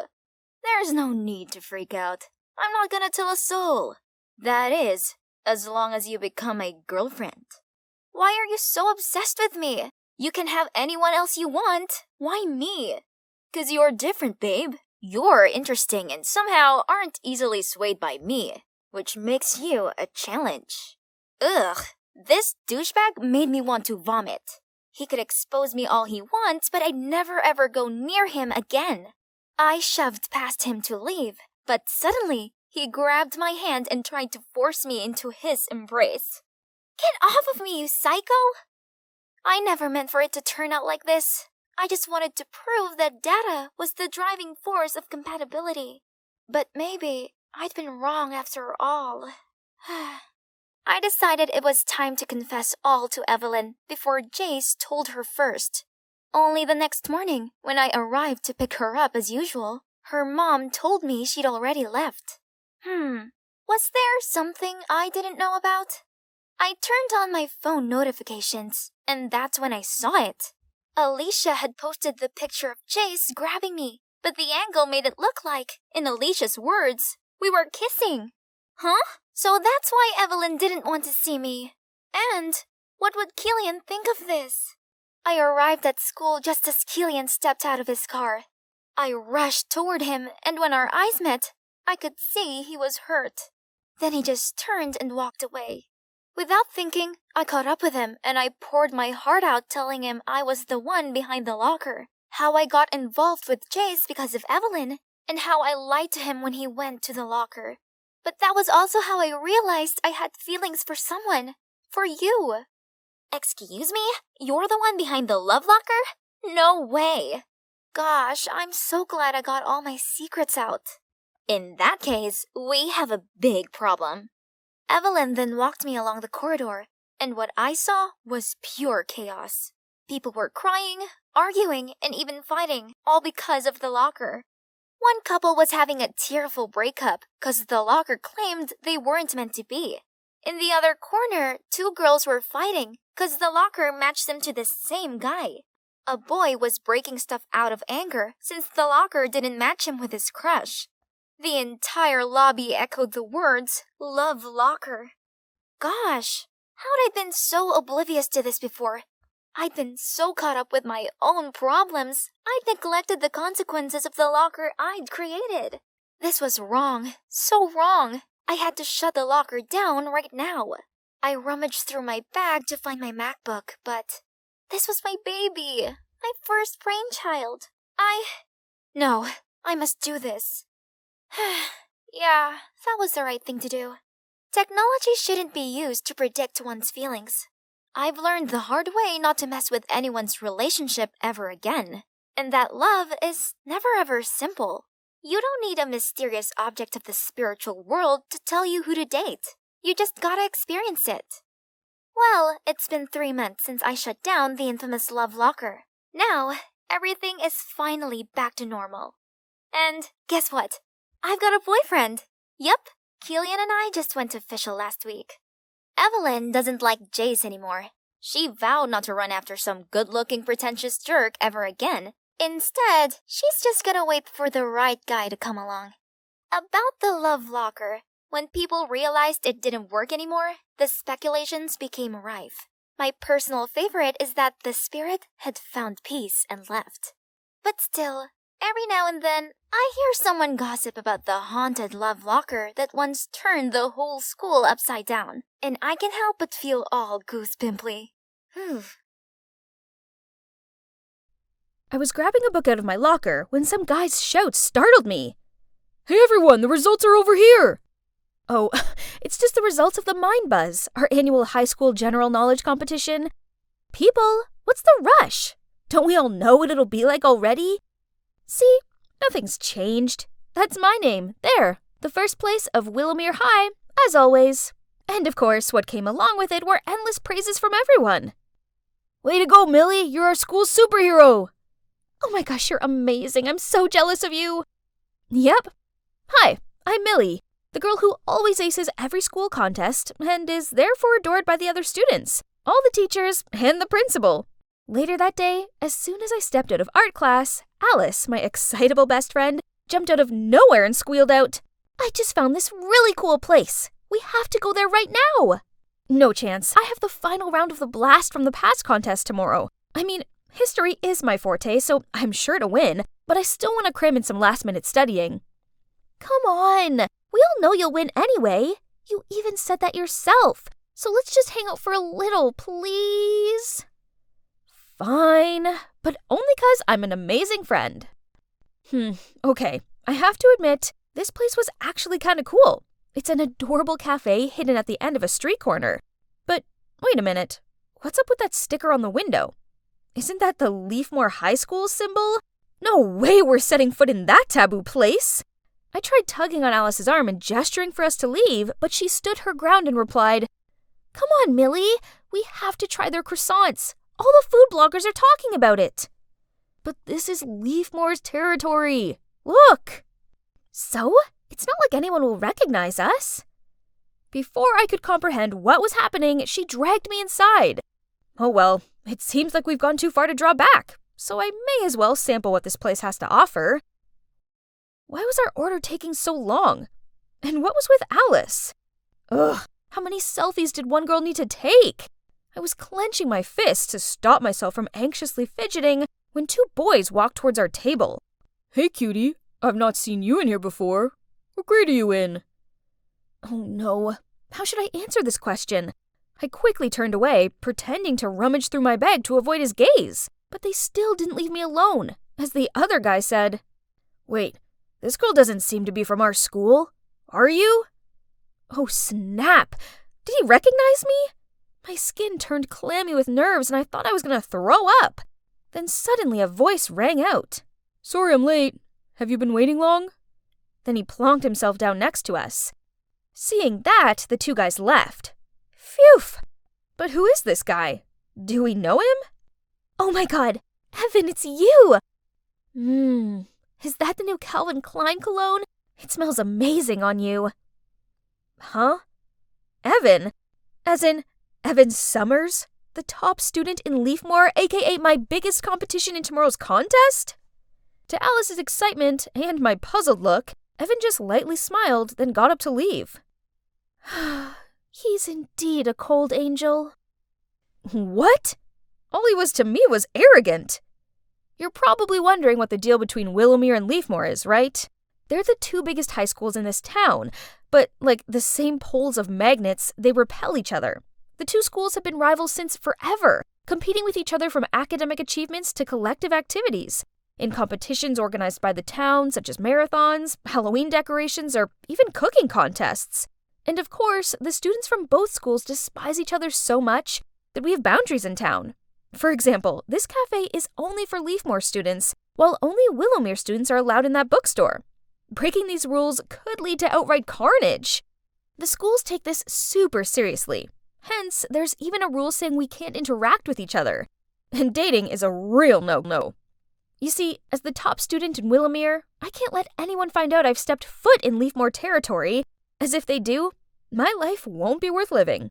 And also, because of my #1 position, I have a responsibility to help my school win as many prizes as possible. And this history contest is no exception. I anxiously waited for the host to announce the results. And the last 20 points go to Leafmore High School, which makes them the winners of today's contest. From the other side of the hall, the Leafmore students erupted into applause, and they all charged at Evan and hugged him. Seeing the arrogant Evan with a triumphant face made me even more upset. Congratulations, you were amazing! Alice, we lost. Only by 5 points. Second place is still good, but it was me who was defeated by that Evan. Poor Alice is still trying to keep her shy smile at me. I didn't want to take it out on her either, so I quickly left. The next day I was walking along the school corridor, minding my own business, when I passed a group of students gossiping about me. Poof, she defo lost the quiz on purpose. Yeah, her question was so easy. Everyone knows that the first US dollar was printed in 1862. Why were they saying such mean things about me? I tried my best to ignore their jibes and distract myself with my phone, but what is this? Someone had uploaded a picture of me, Alice, and Evan all sitting together in that cafe the other day. Oh no. And worse still, from this angle, we all looked kind of close. Furious, I went to leave, but Polly, this annoying girl, blocked my way and mocked me. Millie, if you don't like this place, you could have transferred schools. Losing to Leafmore on purpose is just embarrassing. I did no such thing. Not that it's any of your business. I hurried away from her and her smirking friends. The problem is, it seemed like the entire school had seen that picture and concluded that I'm a traitor. At least things couldn't get any worse, right? Wrong. My bad luck continued when I got my English Lit essay back. A B-. This can't be right. I never get anything lower than an A. Ever! I was checking through my test when suddenly there was an announcement on the speaker, asking me to come to the principal's office. Millie, you're usually such an excellent student, but I've received some unpleasant news about you recently, and your grades are slipping significantly. I could only stare down at the floor and mumbled, I'm really sorry. I'd never been scolded by the principal before. This was the worst day of my life. Miss Garcia was silent for a moment before she continued. However, I still have faith in you, so I'm giving you one last chance to prove yourself. The town's hosting a Rube Goldberg machine camp and our school must win. Can you make that happen, Millie? I forced a smile and nodded. No problem, ma'am. The first prize will be ours. Trust me. This is my chance to show everyone that I'm devoted to this school. However, there's one teensy tiny problem. Physics is not my forte. It's all right. I just gotta do my best, right? I spent the next 2 weeks planning, researching, and testing out ideas with my group. We finally managed to create the perfect Rube Goldberg machine. It includes 15 genius steps to complete the final task. We're surely going to secure all these bonus points. Finally, the camp weekend arrived, and I was super stoked to show off my team's entry. Tomorrow will be it. I'll get Willomir's name back on top again. Then suddenly, Miss Garcia tapped my shoulder and gestured me over to an empty corner and worriedly said, "Leafmore's machine is highly praised by the judges. At this rate, they're most likely to win, and that'll mean humiliation for us." "Don't worry, I'm trying my best. We'll add some extra magnets and springs." "It's no use. The only way we'll win over Leafmore is if their entry encounters problems." She sighed, then turned to leave. Feeling deflated, I stared down at my feet. That's when I saw a pocket knife, with Miss Garcia's name printed on it, lying on the ground. I picked it up and called out, "Miss, you dropped your knife!" But Miss Garcia didn't stop walking or turn back, and just did a snipping gesture with her fingers.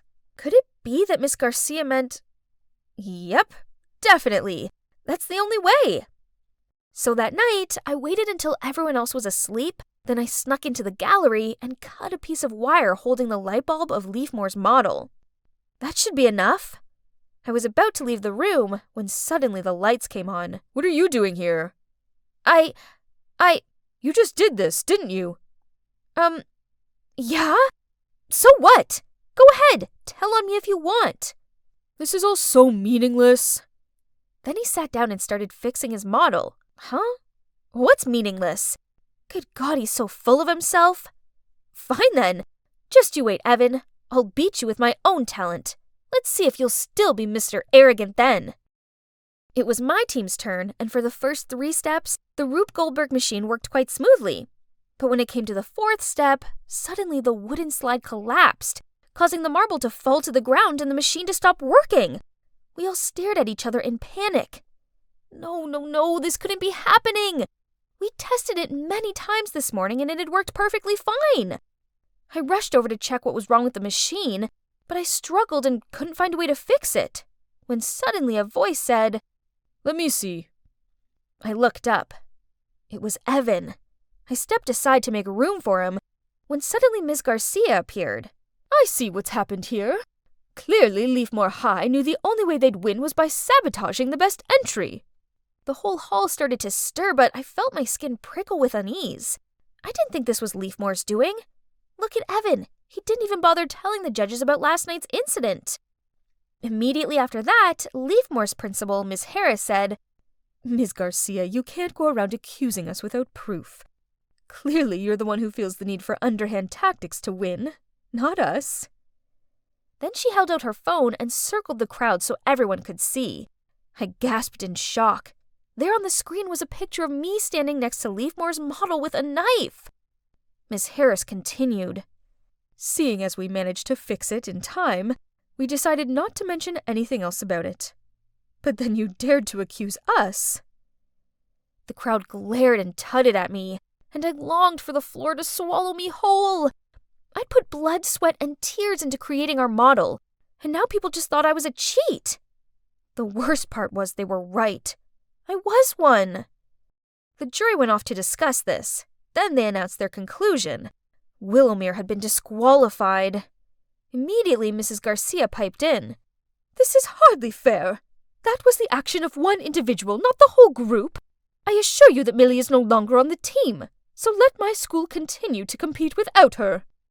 I froze in shock. How could Miss Garcia do this to me? It had been all her idea, hadn't it? She'd given me the knife. The realization of what just happened hit me, and I fell to my knees and burst into tears. All that hard work, and for nothing. Even Alice hugging me in comfort didn't release me from my gut-wrenching, sinking feeling. Then to my surprise, Evan said, "Mrs. Garcia, can you explain why I found this knife with your name engraved on it next to our model?" He raised the knife up for everyone to see. Oops. In all the stress of last night, I must have dropped it. Miss Garcia turned ghostly pale and everyone started to buzz about it. "I can't believe you colluded with your students to do this. You're no different from her. Last night Miss Harris instructed me to tamper with Willomir's model, but I refused. As if we win, I wanted it to be fairly. The whole hall once again began to stir and gawped on amazed as Evan continued. I'm so tired of the petty feud between our schools. It's so dumb and meaningless. The jury went off to discuss this further and came back with a new announcement. Both schools were disqualified. It's shameful. But, well, it's for the best. We really don't deserve to be here. Oh boy, that sure was eventful. The scandal between the two schools was hot gossip in the town for days. They even brought it up at the monthly town meeting. That's when the truth came out that Ms. Garcia and Ms. Harris had history. They were in the same year at school and were fiercely competitive against each other. So, years later, when both of them became principals of the two schools, they began this whole feud war. In the end, both principals were forced to leave their positions. So, now what? Well, there aren't any dumb rules about where I can go anymore, which is good, because I actually really like it here. I've learned my lesson, and I'm never going to let anyone pressure me into cheating ever again. Peace has returned to school life, and it feels good. Oh, and as for Evan, I'm actually studying with him right now for our next Blast from the Past quiz. Only this time, I'm definitely going to beat him. What a beautiful day! Guess who just landed the lead role in the musical club's next play? Yep, me! As I immersed myself in the rhythm of the music, ouch! I bumped into someone and fell over. Are you blind? You think you're so special you can just waltz around the place as you please? Not again. Why do I keep running into her? That's Kiera, the mean girl from my musical club. I sing, she dances. I always make sure to stay in my lane, but for some reason, Kiera won't stop criticizing me. Ugh, please, you sound like a screeching cat. Give me fingernails on a chalkboard over your squawking any day. Why's she gotta be so mean? Huh? What's this? Oh, a wallet. Someone must have dropped it. But I'm the only person in this alley. There must be an ID card or something in it, right? So I opened the wallet to check it, but nope. No student card, no ID. Instead, there's just a strange photo and a bunch of VIP membership cards with the name Sophia on them. Ooh, these places are swanky. This person must be super wealthy. I gotta hand this into the cop station. But wait, isn't this... Oh my god, a ticket to see Franz Ferdinand tonight! I love that band! And it's for the VIP area. Even if I bring this to the cops now, they still won't be able to find the owner before the concert anyway. We shouldn't let such an awesome ticket go to waste, right? So, what if... I'll enjoy tonight's concert on this girl's behalf, then I'll hand the wallet to the cops later. Honest! Wow, this is the biggest stage I've ever seen in my life. I got to my seat and eagerly waited for the show to start when I heard a voice next to me. Hey, you must be Sophia? My gosh, this guy was gorgeous! But he'd mistaken me for someone else. Wait a minute. That's right. Sophia was the name on the cards, the wallet's owner. I was still looking for a way to explain this awkward situation when he continued. Glad to meet you. I'm Roman, and I've heard a lot about you from my parents. They're kind of good at arranging things, aren't they? 'Cause I really admire this band. I should have foreseen this happening. I mean, who goes to a concert alone? Luckily for me, it appears that this Roman guy had never met the real Sophia before. For one night only, I could pretend to be her, right? And guess what? The guy was not only super cute, but also a talented musician. He'd spent most of his life in Italy and had not long returned to the US to attend college here. Through him, I learned that Sophia was a gifted singer, and both their parents set this meeting up so that Roman could help her singing career. Talking to Roman felt so natural, and soon I was singing and swaying to the music alongside him. As soon as I arrived home, I immediately went online to find more information about Roman. Wow! His SoundCloud account has over 200,000 subscribers! Handsome and talented. He's like a James Dean of modern times. As I was daydreaming, my phone vibrated. He texted me. I had a great time tonight. I'm having a small welcome home party at the Madison Club. I heard you go there often. If you're not busy, would you like to join us? The Madison Club? As in, one of the most expensive country clubs in the state. The initiation fee alone costs $1,000, and this girl is a frequent flyer? And yep, here's the Madison Club VIP membership card. I know. But I still had loads of music-related questions to ask Roman. Just this once. Then I would definitely hand it in. Now, on to the next problem. I couldn't wear these mediocre outfits to the Madison Club. I needed something demure but expensive looking. If I was Sophia, where would I shop? Yes, the Crystal Lane Mall. The next morning, I strolled up to the exclusive shopping mall with all of my savings. But how can a dress this short cost $5,000? Are there actually people who are willing to pay that much for this tiny fabric? The only item I could afford was a sparkly hairpin. So be it. I gritted my teeth, taking the hairpin to the checkout counter, along with all the cash I had on me and the membership card. But surprisingly, not only did I get the hairpin for free, but they also gifted me this cute bag. Apparently, it was my birthday. Well, Sophia's birthday, to be exact. Honestly, I felt kind of guilty enjoying these services in Sophia's name. But I didn't spend any of her money. Seeing as this bag's a freebie, I get to keep it, right? The next day, I settled on a simple but pretty dress and my beautiful new bag and wore them to school, as I planned to go straight from there to the party. When my best friend Anna came over to me, she took one look at my bag, then gaped in disbelief. A Chanel bag? Did you sell a kidney to buy it? It was a gift. Where did you get that?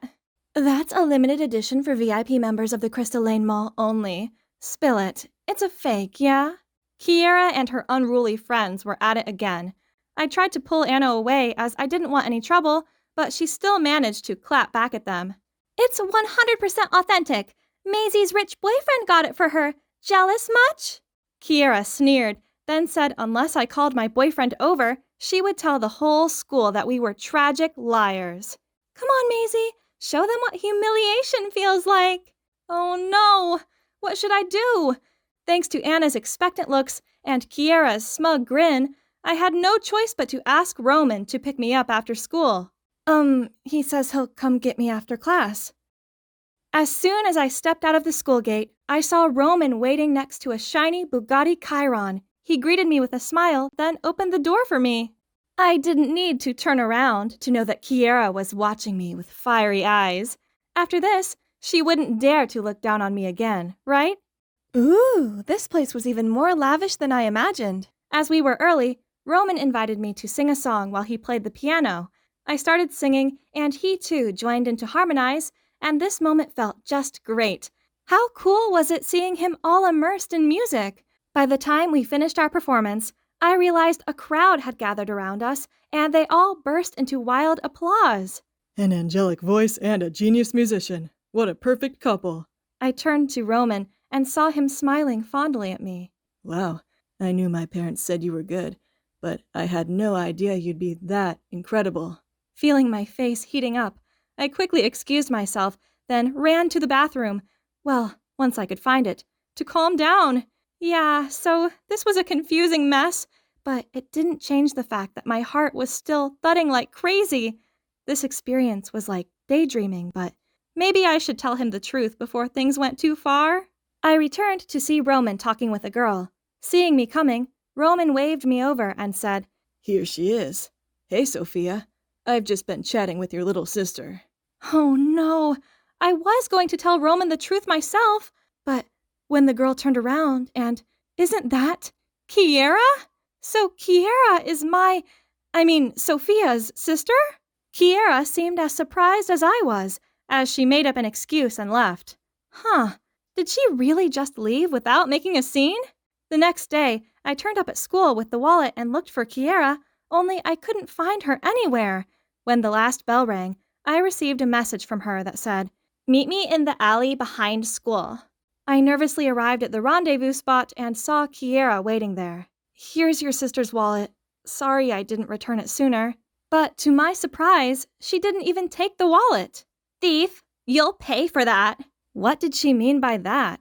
Let me be clear, I didn't steal this. I just picked it up by accident. I was always going to hand it in. Then why did you use my sister's name and membership cards? No more excuses. Stealing is still stealing. If you don't want everyone, including Roman, to know that you're an identity thief, you'd better do what I say. You will sing for me to lip sync at the city's upcoming singing contest. Singing contest? But Kiera's a dancer, not a singer. Suddenly, a voice from behind startled me. Here you are, Sophia. I've been looking for you. I turned and saw Roman's happy, oh so cute face. He'd be so gutted when he found out that I'd lied to him from the start. Sensing my feelings, Kiera just smirked at me before she left. Remember our deal, sister? It turned out that Roman had just finished composing a new song that day and wanted me to record a demo for it at his studio. But this isn't right. I hesitated, then blurted out, Roman, actually, I'm not. Roman interrupted before I could finish my sentence and showed me the poster of an upcoming singing contest. Oh, it was the one Kiera mentioned earlier. You should give it a try. It's a good opportunity. I shook my head sadly. But I can't. Why? How can I tell Roman that I can't participate in the contest because I have to help Kiera lip sync? So I just told him some baloney about having a family thing on that day. When I got home, I decided there's only one thing for it. I had to block Roman. It's the hardest thing I've ever done, but I had to stop this web of lies now before they overtook my life. On the day of the singing contest, although I'd pre-recorded the song for Kiera, she still dragged me along with her. That's odd. She didn't seem her usual brash self. Maybe the nerves had got to her. Then, midway through her performance, she misjudged a move and her mic clattered to the floor. As she was standing there dumbfounded, my voice continued to blast out.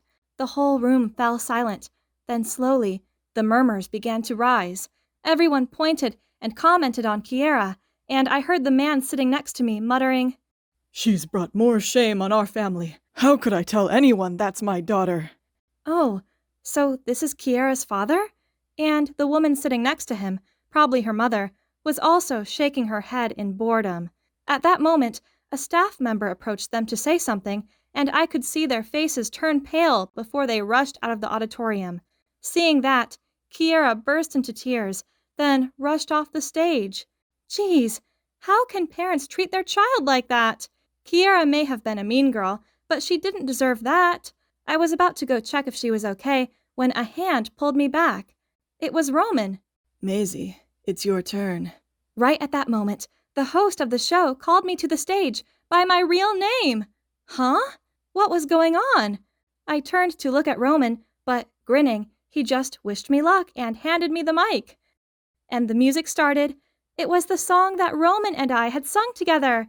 I took a deep breath to calm myself, then sang my heart out. When I ended the performance, all 3 judges stood up to applaud, and the audience cheered me on. Oh dear, am I dreaming? What is all this? Do you know who I really am? Yeah, of course. I figured that out ages ago. Turns out me not knowing where the restrooms were in the country club gave the game away.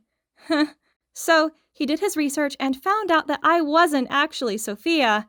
Only 'cause he still wanted to see me, he pretended not to know so we could carry on like normal.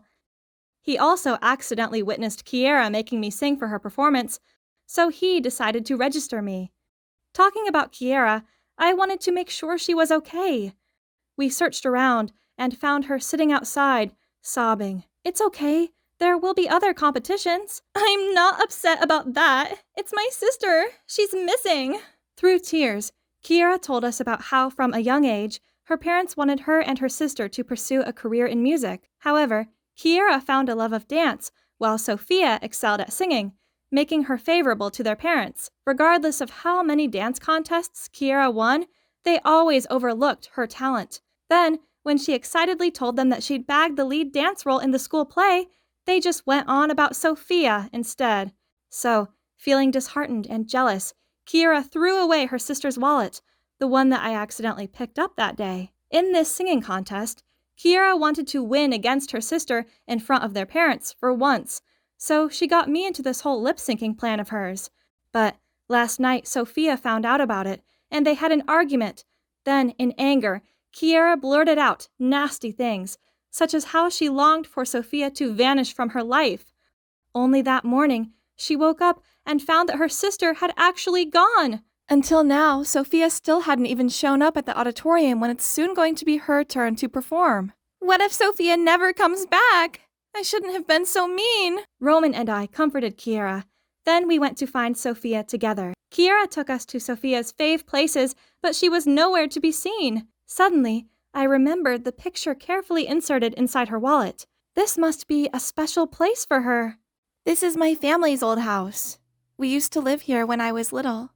We rushed over there and found Sophia sitting idly in front of the house. The two of them ran into each other's arms and sobbed like two children. Through tears, they talked it all out.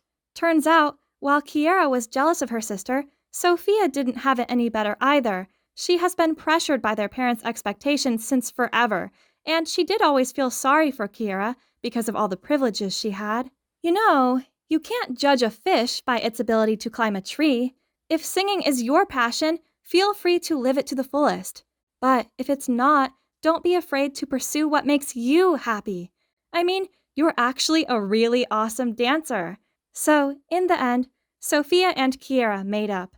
After a big fight with their parents, the two sisters were free to pursue their own passion. Kiera focused on dancing, while Sophia and her friends formed an indie band like she always wanted. As for me, well, I've learned a lesson that if you find a lost item, take it to the cop station immediately. Luckily for me, it hasn't turned out so bad. I helped two sisters find peace, and even got myself this handsome, super talented musician. Hi, Mia here. Not to brag, but since childhood, I've always been kinda a genius. I've already stacked up over 20 science-based awards, and by adding this one more trophy into my collection, I even got to skip a grade.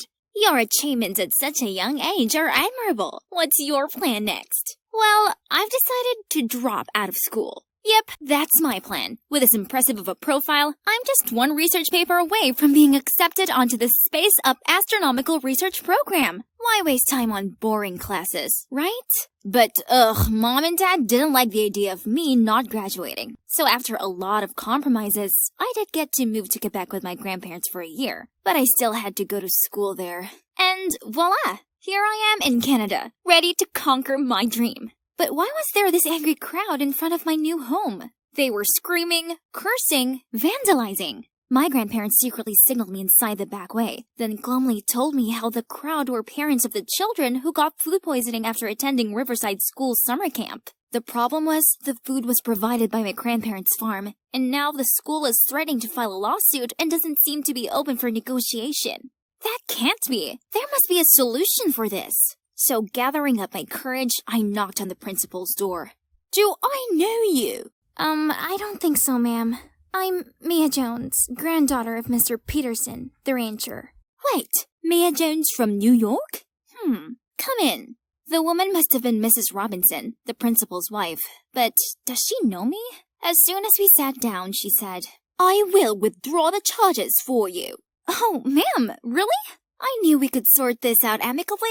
Oh, but my sweet child, I don't do charity. I know what you're capable of, so I will only drop the lawsuit if you make my daughter the top student at school. In other words, you'll exchange all test results with her. What do you think? What do I think? I think that's a crazy proposition.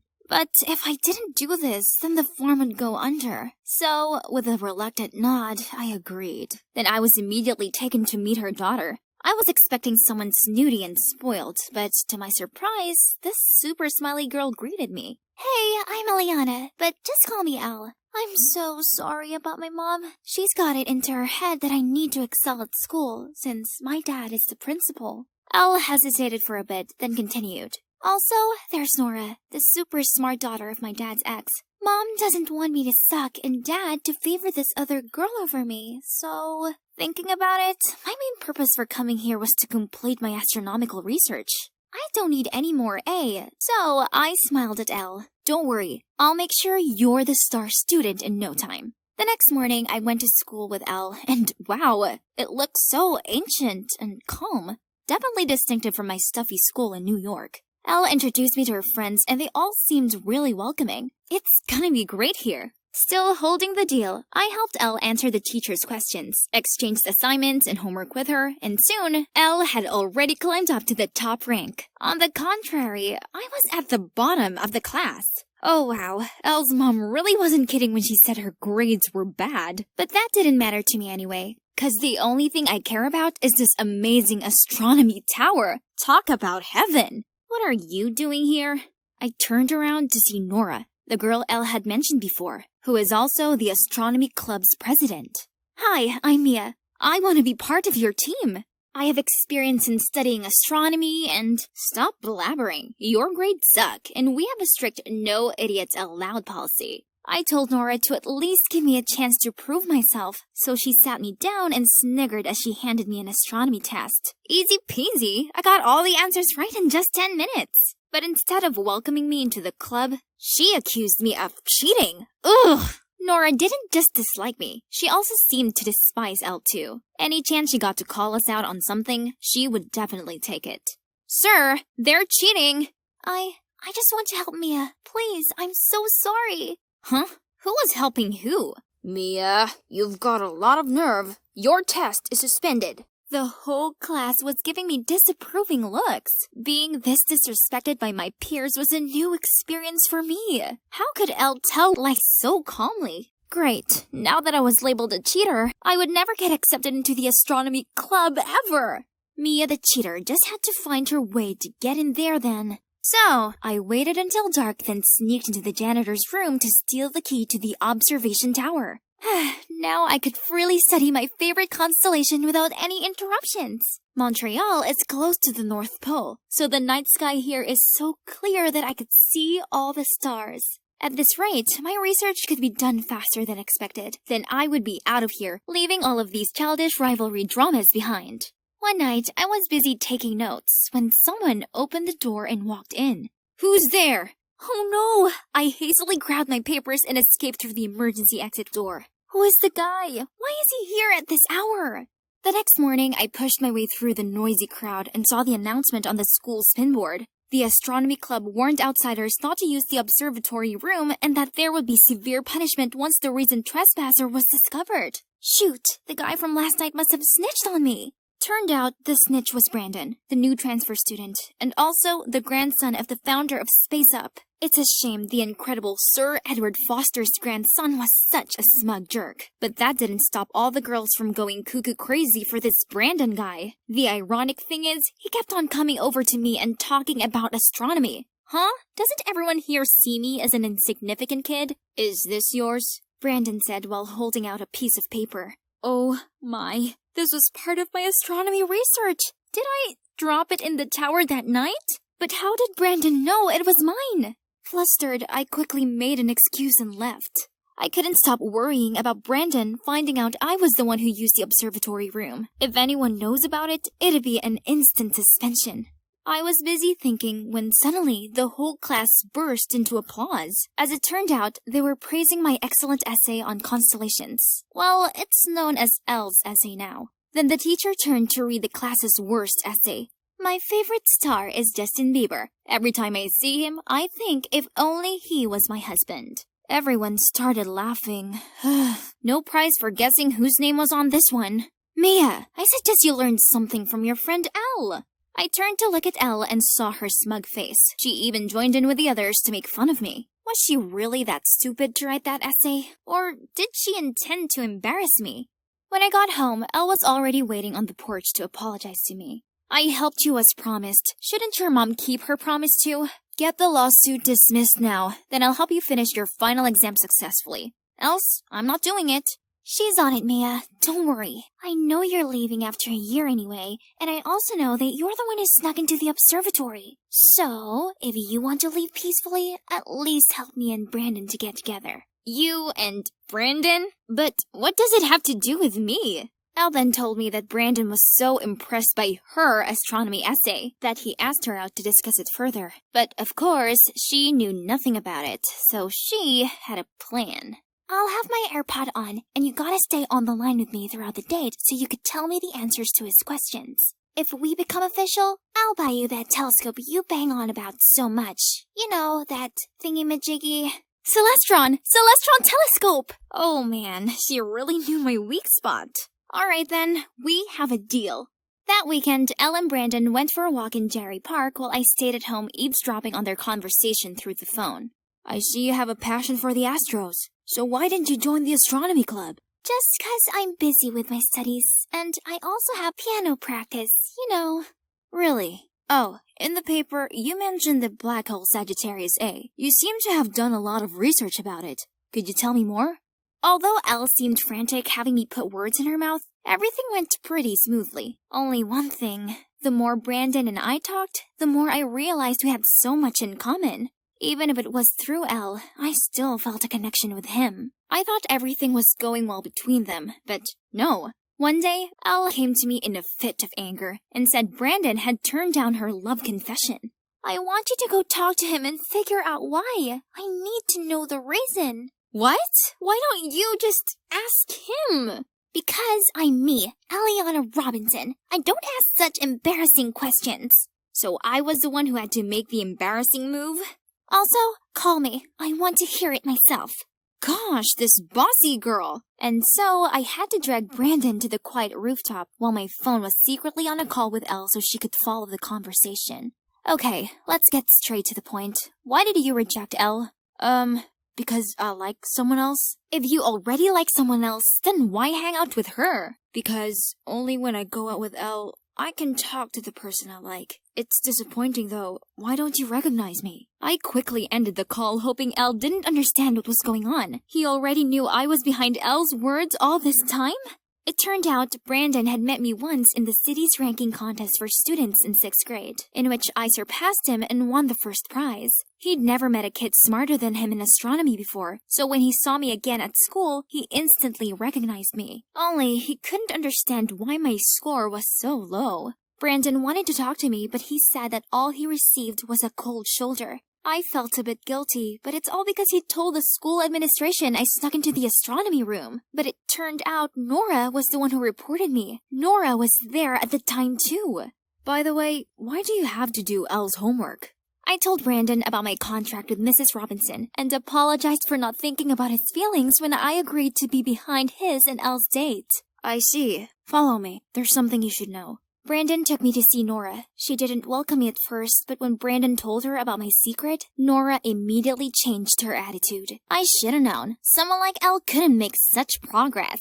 She and her mom are deceiving everyone again. Then, Nora told me how she was secretly investigating the food poisoning case because, on the day of summer camp, she saw Mrs. Robinson and Elle doing something shady in the school kitchen. Why should I trust you? Elle told me that you have it in for her, so maybe you're just trying to ruin her life. Please, why do I have to do that? Believe it or not, your precious best friend is trying to embarrass you in front of the whole school. What is this? In the lecture hall, Elle was sitting in front of a screen which said, Mia's grandpa poisoned us? We rushed to the lecture hall to find her there, telling people that my grandparents were the ones that catered spoiled food. And that I had no shame copying her works, cheating many times, and even stealing Brandon from her while they were dating. So she must have figured out that Brandon liked me, huh? Even so, why didn't she talk to me directly? How dare she make things up about me and my family? Before I could do anything, Brandon changed what was on the screen to a video of me winning the Young Minds Intelligence Contest. Everybody started buzzing when they recognized who I was. Someone even spoke loudly. I watched that show. Is that really Mia? Elle's face turned pale as people started doubting her. Then Nora snatched the mic from Elle's hand and said, So, now we've made it clear that Mia isn't dumb at all. Then what about the poisoning at the camp? Did anyone find it strange how only Elle and her mother showed no sign of poison symptoms that day? That's because they were the ones who poisoned the food and blamed it on Mia's grandparents. The screen continued to show a clip of Elle's mom looking shady as she spoke to some man. She did all that just to ruin Mia's grandparents' good reputation. Then she would hire this man to buy the farm on her behalf for a ridiculously low price. What did you say? Oh my god, the principal has been standing at the door and witnessed everything. Everyone, out! When there were only 4 of us left in the room, Elle furiously shouted, How dare you! You're just the outcome of your cheater mom, remember? Don't play dumb with me. You're well aware that my mom didn't cheat on Mr. Robinson, and that your mom is the one who lied to him to ruin his and my mom's wedding. And then what? Lying again that you're his daughter to force him to stay with her? You and your mom are awful people. Mr. Robinson stood in between them and stopped the argument. Oh, he didn't look too well either. Turns out he already knew Nora's mom was wrongfully framed and didn't cheat on him at all, and that's why he always tried to make it up to Nora. But learning that Elle wasn't his daughter was one big bombshell. After knowing what his wife and daughter did, he decided to resign. He made amends with Nora's mom and they're giving it another go. After the truth came out, Elle and her mom left without a trace. I say, good riddance to bad news. My grandparents were cleared of the food poisoning allegations and now their business is booming again. With Brandon and Nora's help, I collected enough data and finished my assignment with flying colors. Now to quit high school and pursue my dreams. Just kidding. I'm just going on a short trip to Montmegantic National Park to see the Northern Lights with Brandon and Nora. I've decided to stay and finish high school here, so I can continue pursuing my passion for astronomy with my two. This school is so boring. All they do is talk nonsense and do nonsense things. Worse still, I feel like I can never escape them, as some of them live in the same neighborhood as me. But you know what the most annoying thing about my life is? That's Joy, my identical twin sister. In my parents' eyes, she's perfect. That's why she's the favorite child. Her allowance is more than mine and she gets to attend an elite private school while I'm stuck at the most boring school ever. How unfair! With a sulky face, I walked into my room whining. I think having identical daughters means our parents forgot that there's actually two of us. They've never picked me up from school. Don't be absurd. They just took me to collect my dress for the school gala. A new dress for some fancy party. How terrible for you. I don't even want to go to the party. Trust a nerd like you not to appreciate what you have. If I were you, I'd make the most of every second of that elite school of yours. And if I were you, I would just enjoy my pressure-free life. We both sighed and stared into a void thinking about our tiring lives. Then Joy suddenly turned to me. Oh my god, Jade! Do you want to be me? Go to my school, have my things, and attend the gala? What a brilliant idea! Why had we never thought of it before? I'd live her fancy life and she'd live my dull one. That's perfect! Wow, this school is enormous. I tried to keep my cool as I navigated the endless hallways in search of Joy's locker. Ah, found it.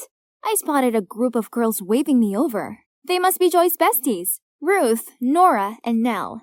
Unlike my boring sister, they looked very glam in their branded clothes. What a power group! Wherever we went, all eyes were on us. Students handed us snacks, saved places in the cafeteria line for us, and let us sit in the front row of the basketball match.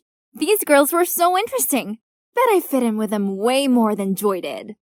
Talking about Joy, she somehow loved my boring old-fashioned school. I'd never heard her chat that much in my life. About how nice my friends were, how easy all the lessons were, and how cool the school bus was. Joy's friends were so much fun, and they did cool things. For instance, they always had shopping dates and bought each other expensive gifts without question. One time, Nora, the richest girl in the group, didn't hesitate in going into Kate Spade and buying the new release handbag for Ruth. I thought this was pretty awesome of Nora. But then something happened that made me question the group dynamics. Ruth told me that she liked the red velvet cupcakes at the bakery near my house, and she asked me to buy her some.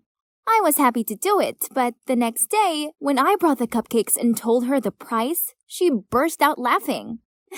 Joy, my dear, I don't care how much they cost. That's your concern. Then she turned to Nora, showed her a picture of a cute but expensive skirt, and told her to order it for her. Hang on. Had she always been thinking it was acceptable to order us around like this? I don't understand why an innocent bookworm like my sister would hang around with this cunning clique. They don't study at all. During the test, while I was still randomly circling the answer, Ruth kept on kicking my chair and urging me to let her copy my work. And as soon as the teacher turned her back on us, she even snatched my answer sheet. Huh? What's with that attitude? I took a look around and saw both Nora and Nell were also copying another girl's paper against her will. Rude!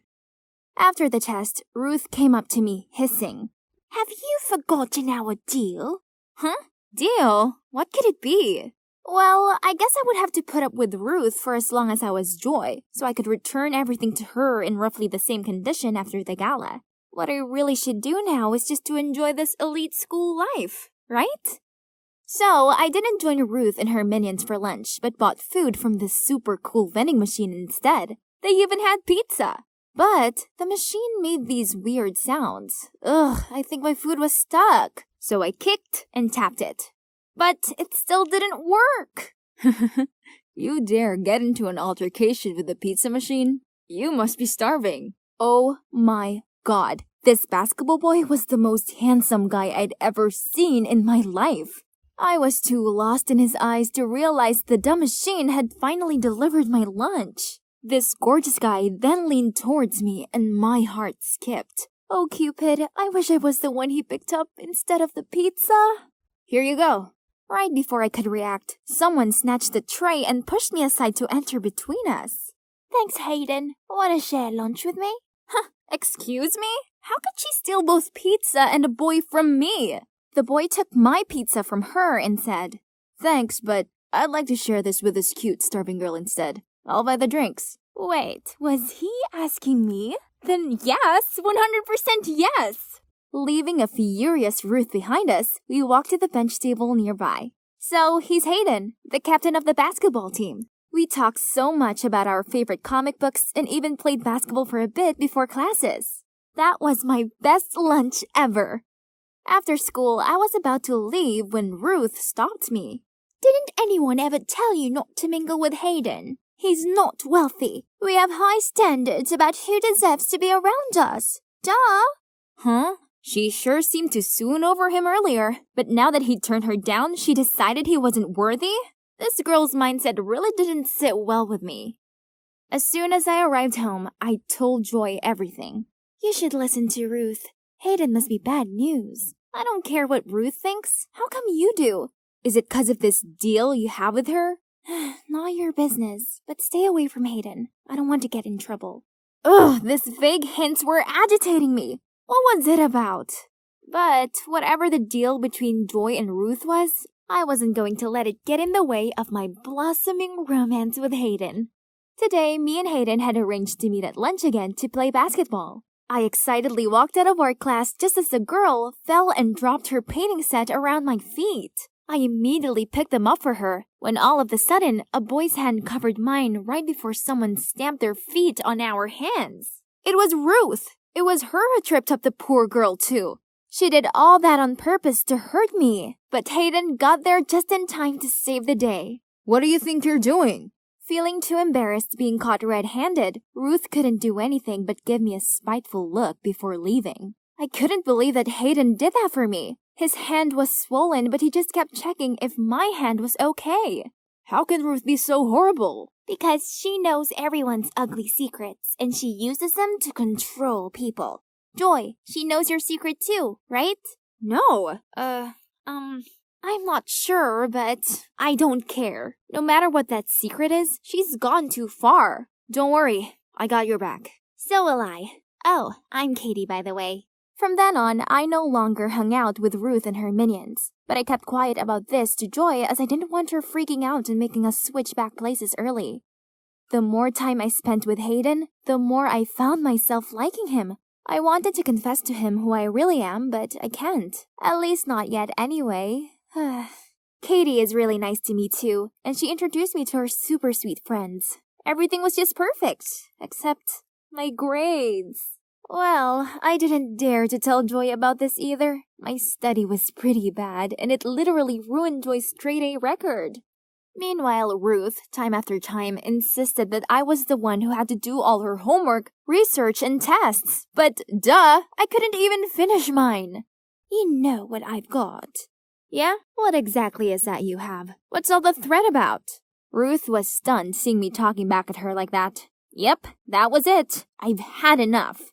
After class, she waited at my locker and signaled me to follow her to the equipment room. Finally, I could know what my secret was. Ruth showed me a video on her phone of Joy sneakily checking her notes during an examination. Was she cheating? If our principal sees this, I'm sure your precious scholarship will be long gone. And what about that excellent student title of yours? So Ruth was using this to manipulate Joy. Does she do the same to everyone else? Do you think this would scare me? I don't think. I know. You don't want to lose everything, right? No, Ruth. It's you who's gonna lose. Do whatever you want with that clip, like I care. And so I walked away, leaving a fuming Ruth behind. To be honest, I was a bit scared. Well, I know scores and things like academic transcripts were so important to Joy. What if I destroyed it all? After my last class of the day, the thing that I feared the most came upon me. The principal called me to her office and showed me the video that proved that I cheated on a math exam. She was so disappointed in my horrible grades recently, she even asked if it was because I was too caught up in my dating life and the bad influence I called friends. But how am I supposed to tell her that it was just my own incompetence? Nothing to do with Joy or Hayden or my new friends. I just reached my room door when I heard Mom scolding Joy. The principal must have called her. It was all my fault. When Mom left the room, I could feel how angry and frustrated Mom was. Joy, I'm so sorry. I couldn't let Ruth have this hold over me. You anymore. I waited for Joy to take it out on me, but to my surprise, she was kinda happy. That's okay. I think I should thank you for that. I've never been brave enough to stand up for myself, although I was so tired of getting picked on all the time. I was so scared, but turns out being scolded by Mom isn't as bad as I thought. My homeroom teacher also called me, but she only gave me a warning and told me not to make the same mistake again. I've never felt this at ease before, Jade. I'm not the perfect Joy anymore. Then Joy told me about the pressure she felt to be perfect. One time, she even got sick before the math test due to studying too much. Not having enough decent revision and being afraid of getting a bad grade, Joy cheated and was caught and recorded by Ruth as evidence. We finally understood each other and decided to teach Ruth a lesson to stop manipulating and taking advantage of others. We spied on Ruth and secretly recorded her. And guess what? Turned out she was not as wealthy as she always pretended to be. All the brand names she had were from the poor victims that she called friends. I also filmed Ruth forcing the top students to do homework and essays for the rich kids while she just sat idly to collect money. I was so ready to post these videos online, but Joy stopped me. She told me if we did this, we were just as bad as Ruth. Instead, she had a better idea. She sent the videos to Ruth and demanded her to delete all of the students' secrets. In exchange, we would delete all of hers. Ruth, of course, had no choice but to obey. Wow, how mature my sister is. My last day in Joy's life has arrived. I'm just gonna make the most of it before I hand the reins back to my sister. Honestly, I kinda miss my normal school and my friends. But what about Hayden? Will he still want to know me when he finds out I lied to him? I was looking around for Hayden when I saw some mean girls mocking Ruth for wearing a dress cheaper than theirs. So I walked straight up to them and whispered into their ears that I knew all their dirty secrets and they couldn't do anything else but storm off. Ruth gave me a coy look, mumbled a thank you, and then left. At that moment, a warm hand gently clasped mine. Hayden! Wow, you're so cool. I'm not that cool, Hayden. Actually, I have something I have to tell you. I then told him everything. From how I swapped identities with my twin sister to how I ruined her school life because of my childishness. You didn't ruin anything. Actually, you made things much better. So, since the pizza vending machine day till now, it has always been you, not Joy, right? Yeah, it's been me all along. That's all I needed to know. Then he pulled me in for the best kiss ever. You are probably wondering why all eyes are on us. This is nothing new. Actually, this pretty much always happens when we walk through school together. Look, they're truly the high school version of Kim K and Paris Hilton, aren't they? Agreed. They're quite charming. Yeah, that's us. I'm Robin, and the Hilton to my Kardashian is Allison, my BFF. Don't let her snooty look fool you. She's actually a really nice girl who's always there for me. I never had to worry about a thing being with her. We've basically been inseparable since forever. Ugh, Candace, You so did that on purpose. Oops, sorry. It's just too hard for my eyes to notice something as lame as you. Oh, really? So it has nothing to do with the fact you're afraid I'll take your cheerleading spot and beauty queen title? As if. You're no competition for me. This wasn't a new thing. Because Allison is so beautiful and talented, she often gets into altercations with the jealous mean girls. Now, thanks to the Candace drama, we're late for class. We were hurrying along the corridor when suddenly Allison stopped. A poster caught our eyes. It was for the contest to find the new cheerleading captain. Perfect! I can't wait to win and wipe that smug grin off Candace's face. You're gonna register too? Of course I am. I'm gonna teach that girl a lesson. Just you wait and see. Oh, snap. The truth is, I had also signed up for the competition and was waiting for the right time to tell Allison, but who knew she would suddenly become so determined to win this? If Allison found out I was going to be her rival, what would she think? Ugh, what should I do? I don't want to upset her, but I really need to win this competition too. Why, you ask? It's for one person. It was him, Steve, the basketball team captain, and also Allison's cousin. I've had a huge crush on him, but the problem is that he's not exactly short on fangirls, including Candace. I'd never be as forward as her, so I just watched him from afar. But what if I'm no longer a nobody and become the cheerleading captain? Then Steve would notice me, and I'd be confident enough to open my heart to him. Right? But things were way too difficult when I have to face up to not only Candace, the resident mean girl, but also Allison, my BFF. Great! It's true what they say. Putting something off will definitely come to bite you eventually. As I was having lunch with Allison in the cafeteria, Candace and her friends stopped in front of our table. So, you think you can compete with us? Go on then. Eat up and grow strong, little girl. If you have a problem with me, then deal with me. Leave my friend alone. Okay, princess. Not everything is about you. I'm talking to her. Oh, wait. Look at this lost puppy. Hasn't Robin right here told you that she's also competing for the cheerleading captain position?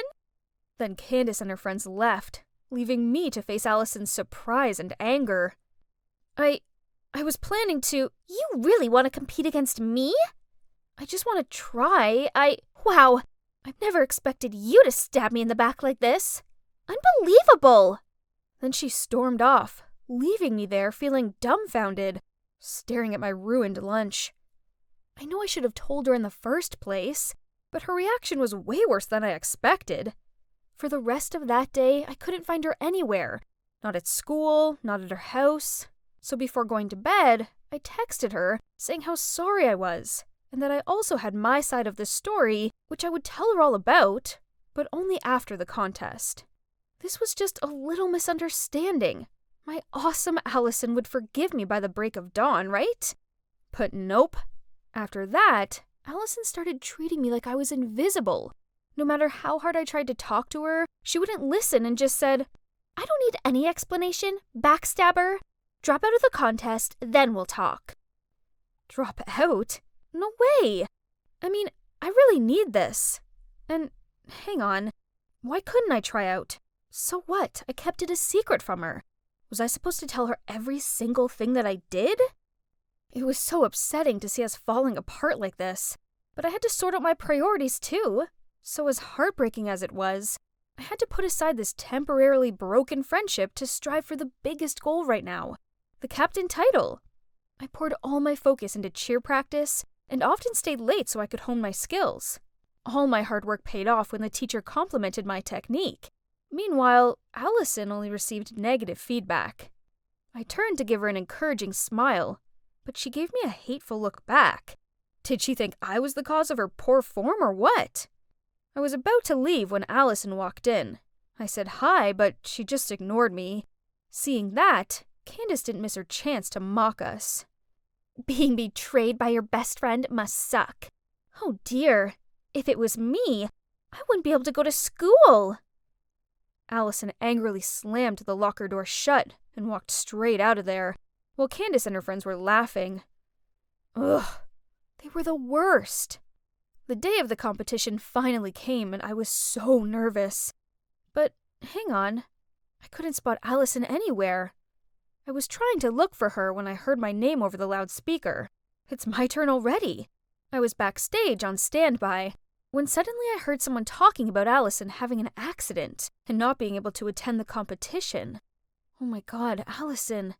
Is she okay? But before I could run over to ask them more questions, I was pushed out to the stage. The music was already playing, but I felt too overwhelmed and anxious to start. Sensing my nerves, the whole stand gave me a round of applause to cheer me on. I looked down at the audience and took a deep breath, tried to concentrate, and started my performance. As soon as the music ended, the whole room burst into endless applause. The judges nodded and smiled at me. I was too worried about Allison to celebrate, so right after my performance, I rushed over to her house to check. But she didn't welcome me at all. How dare you show your face here? Not after what you did! What do you mean? I heard that you fell, so I rushed here right after the competition. Stop the act. I know you snuck up behind me and pushed me yesterday. Thanks to you, I had to quit the contest. What is she saying? Allison disappeared off upstairs. I rushed over to help her, but she pushed me over. Go away! We're not friends anymore. I was so upset that I burst into tears, and when I got up from the ground, I saw Steve standing at the bottom of the stairs. Did he see it all? I was so embarrassed that I fled as quickly as possible. And things didn't stop getting worse. I've never been so scared to go to school before in my life. It's all thanks to the school forum post accusing me of pushing Allison. Now my voting rank has dropped, and kids I don't even know are giving me dirty looks. Suddenly Steve came up from nowhere and started talking to me. Allison hasn't been in a right mood recently. I'm sorry on her behalf. This was not a dream, right?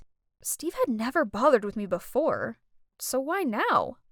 For you, this is a lucky pouch containing feng shui gemstones. If you wish for something, confess to the pouch a sin of yours, and the wish will come true. It's proportional to each other. The bigger the sin, the grander the wish. But use it carefully, as either opened or overused, it will weaken its energy. I watched as Steve turned his back and left. This was such a sweet thing for him to do, especially as everyone else was treating me like I was a walking plague cloud or something. But did this pouch really have magic powers? I guess there's only one way to find out, right? I call upon the magical powers of this pouch to confess that I purposely hid the flashy dress Mom bought me, then lied that I'd lost it so I wouldn't have to wear it. I'm so sorry. I wish I'll get a good grade for my chemistry test tomorrow so she'll be happy. After making the wish, I carefully put it in my backpack, hoping tomorrow during the test it would work. But no, the last question was pretty much impossible. I sighed, thinking the A was about to slip out of my hand, when suddenly Kevin, the smartest guy in class, threw me a piece of paper when the teacher didn't notice. I stealthily opened it. Whoa! It was the answer to that one question I had left. I quickly filled in my paper without thinking any further. A few days after, I got my test results, and I couldn't believe my eyes when I saw an A in front of me. It must be the powers of the magic pouch, as normally Kevin didn't even talk to me. Fascinating. And so, I made a few more wishes, and they all came true. Once I even confessed that I accidentally spilled water and damaged my computer, and wished Mom would buy me a new one. Unbelievably, 2 days later, Mom bought me a MacBook and said it was an early birthday present. This pouch was a miracle, so it was time I used it for my most important wish. I call upon the magical powers of this pouch to confess that I kept this secret from Allison and practiced every night, then signed up for the cheerleader competition. I want to win just because I long for Steve's attention and to gain the confidence to confess to him. Please help her recover quickly, and for us to make up and be as close as ever. After wishing, I breathed a sigh of relief. It felt good to finally get this all off my chest. The next day after school, I was pretending to be walking past the basketball court as usual when Steve called me over and handed me a bottle of juice. Looks like the pouch really exerts its power. Actually, Robin, there's no magic. I just snuck a MIDI recorder in that pouch to figure out if you were the one to mess with Allison. I'm sorry. What? In that lucky pouch is a mini recorder? So it also means he heard everything, including my love confession? I blushed cherry red and didn't know how to react when he suddenly sighed. Hey, do you suspect anyone? I still want to find out who the culprit is. Candace? She has a grudge against Allison. Candace. Then I have a way. See you around. Since I found out that Steve knew I liked him, I've been wondering why he didn't give me a reaction back. Maybe his silence is rejection? As soon as I entered the cafeteria, I saw the crowd rushing around. Oh my god. It's Steve and Candace with linked arms. Wait, what was that in her hand? It sure looked a lot like a lucky pouch. Could it be? While Candace wasn't paying attention, Steve turned his head around, smiled, then winked at me. Oh, that's it. Steve was just acting so he could get information from her. The day after, Steve invited me to the treehouse in his garden to listen to Candace's recording. But it turns out, Candace was not the culprit that caused Allison's accident either. She just admitted to some nonsense slurs and pranks and wished to win the championship, and for Steve to love and spoil her. Then who is it? Somehow Allison keeps insisting it's you. How about you give Allison the pouch? I want to listen to her feelings too. And so, the magic pouch was also passed on to Allison. The next evening, after my late practice, Steve and I went to the park nearby to listen to Allison's confessions. Dear magic spell pouch, I actually didn't fall. Robin was getting so good and I wasn't confident that I'd win and losing to her would be humiliating. So, I spread the news that I had an accident so I didn't have to participate and blamed everything on her. Everyone loves her. Even Steve has a secret crush on her. While me... What? That means it was all planned by Allison? And Steve had a crush on me? Is that true? My thoughts are all over the place right now. Then before I could blurt out a word, he took my hand to go to Allison's house. What is this, Allison? Can you explain this? So what? Why does such an ordinary girl like her get so many good things? I deserve it, not her. Allison, why? Without even letting me finish my sentence, Allison slammed the door shut. At least I knew the truth now, right? Even though it sure was ugly. I really have nothing left now. I lost my best friend, and with only one more day until the voting for the contest comes to an end, it looks like Candace will win. But as soon as I stepped into the classroom, everybody rushed over to me and waved their phones in my face. Huh? Oh, there's a new post on the school forum. It turns out that Allison shared the truth, and even apologized to me. I knew it. My bestie is always a very kind person. Thanks to that, my vote soared and got to first place. And this is the moment I've been waiting for. The new leader of our cheerleading team is Robin Smith. Through my ecstatic grin, I noticed someone standing from afar. It's Allison. Seeing me, she hurried away, but luckily I was able to catch her up. Allison, thank you. I'm sorry for hurting you like that. No, I'm the one at fault. Although it was awkward at first, we soon got past this, then managed to talk straight to each other. Allison apologized for everything, then she congratulated me and gave me a hug. Oh, right. Now that I'm the winner, I can confidently confess my feelings to Steve, right? No need, because he already did that to me. Thank you for staying beside me. But, Steve, I still wonder how that bag could fulfill all my wishes. The other things are understandable, but the MacBook was unreal. Yeah. I may have called your mom pretending to be the teacher and told her that a MacBook for studying was compulsory.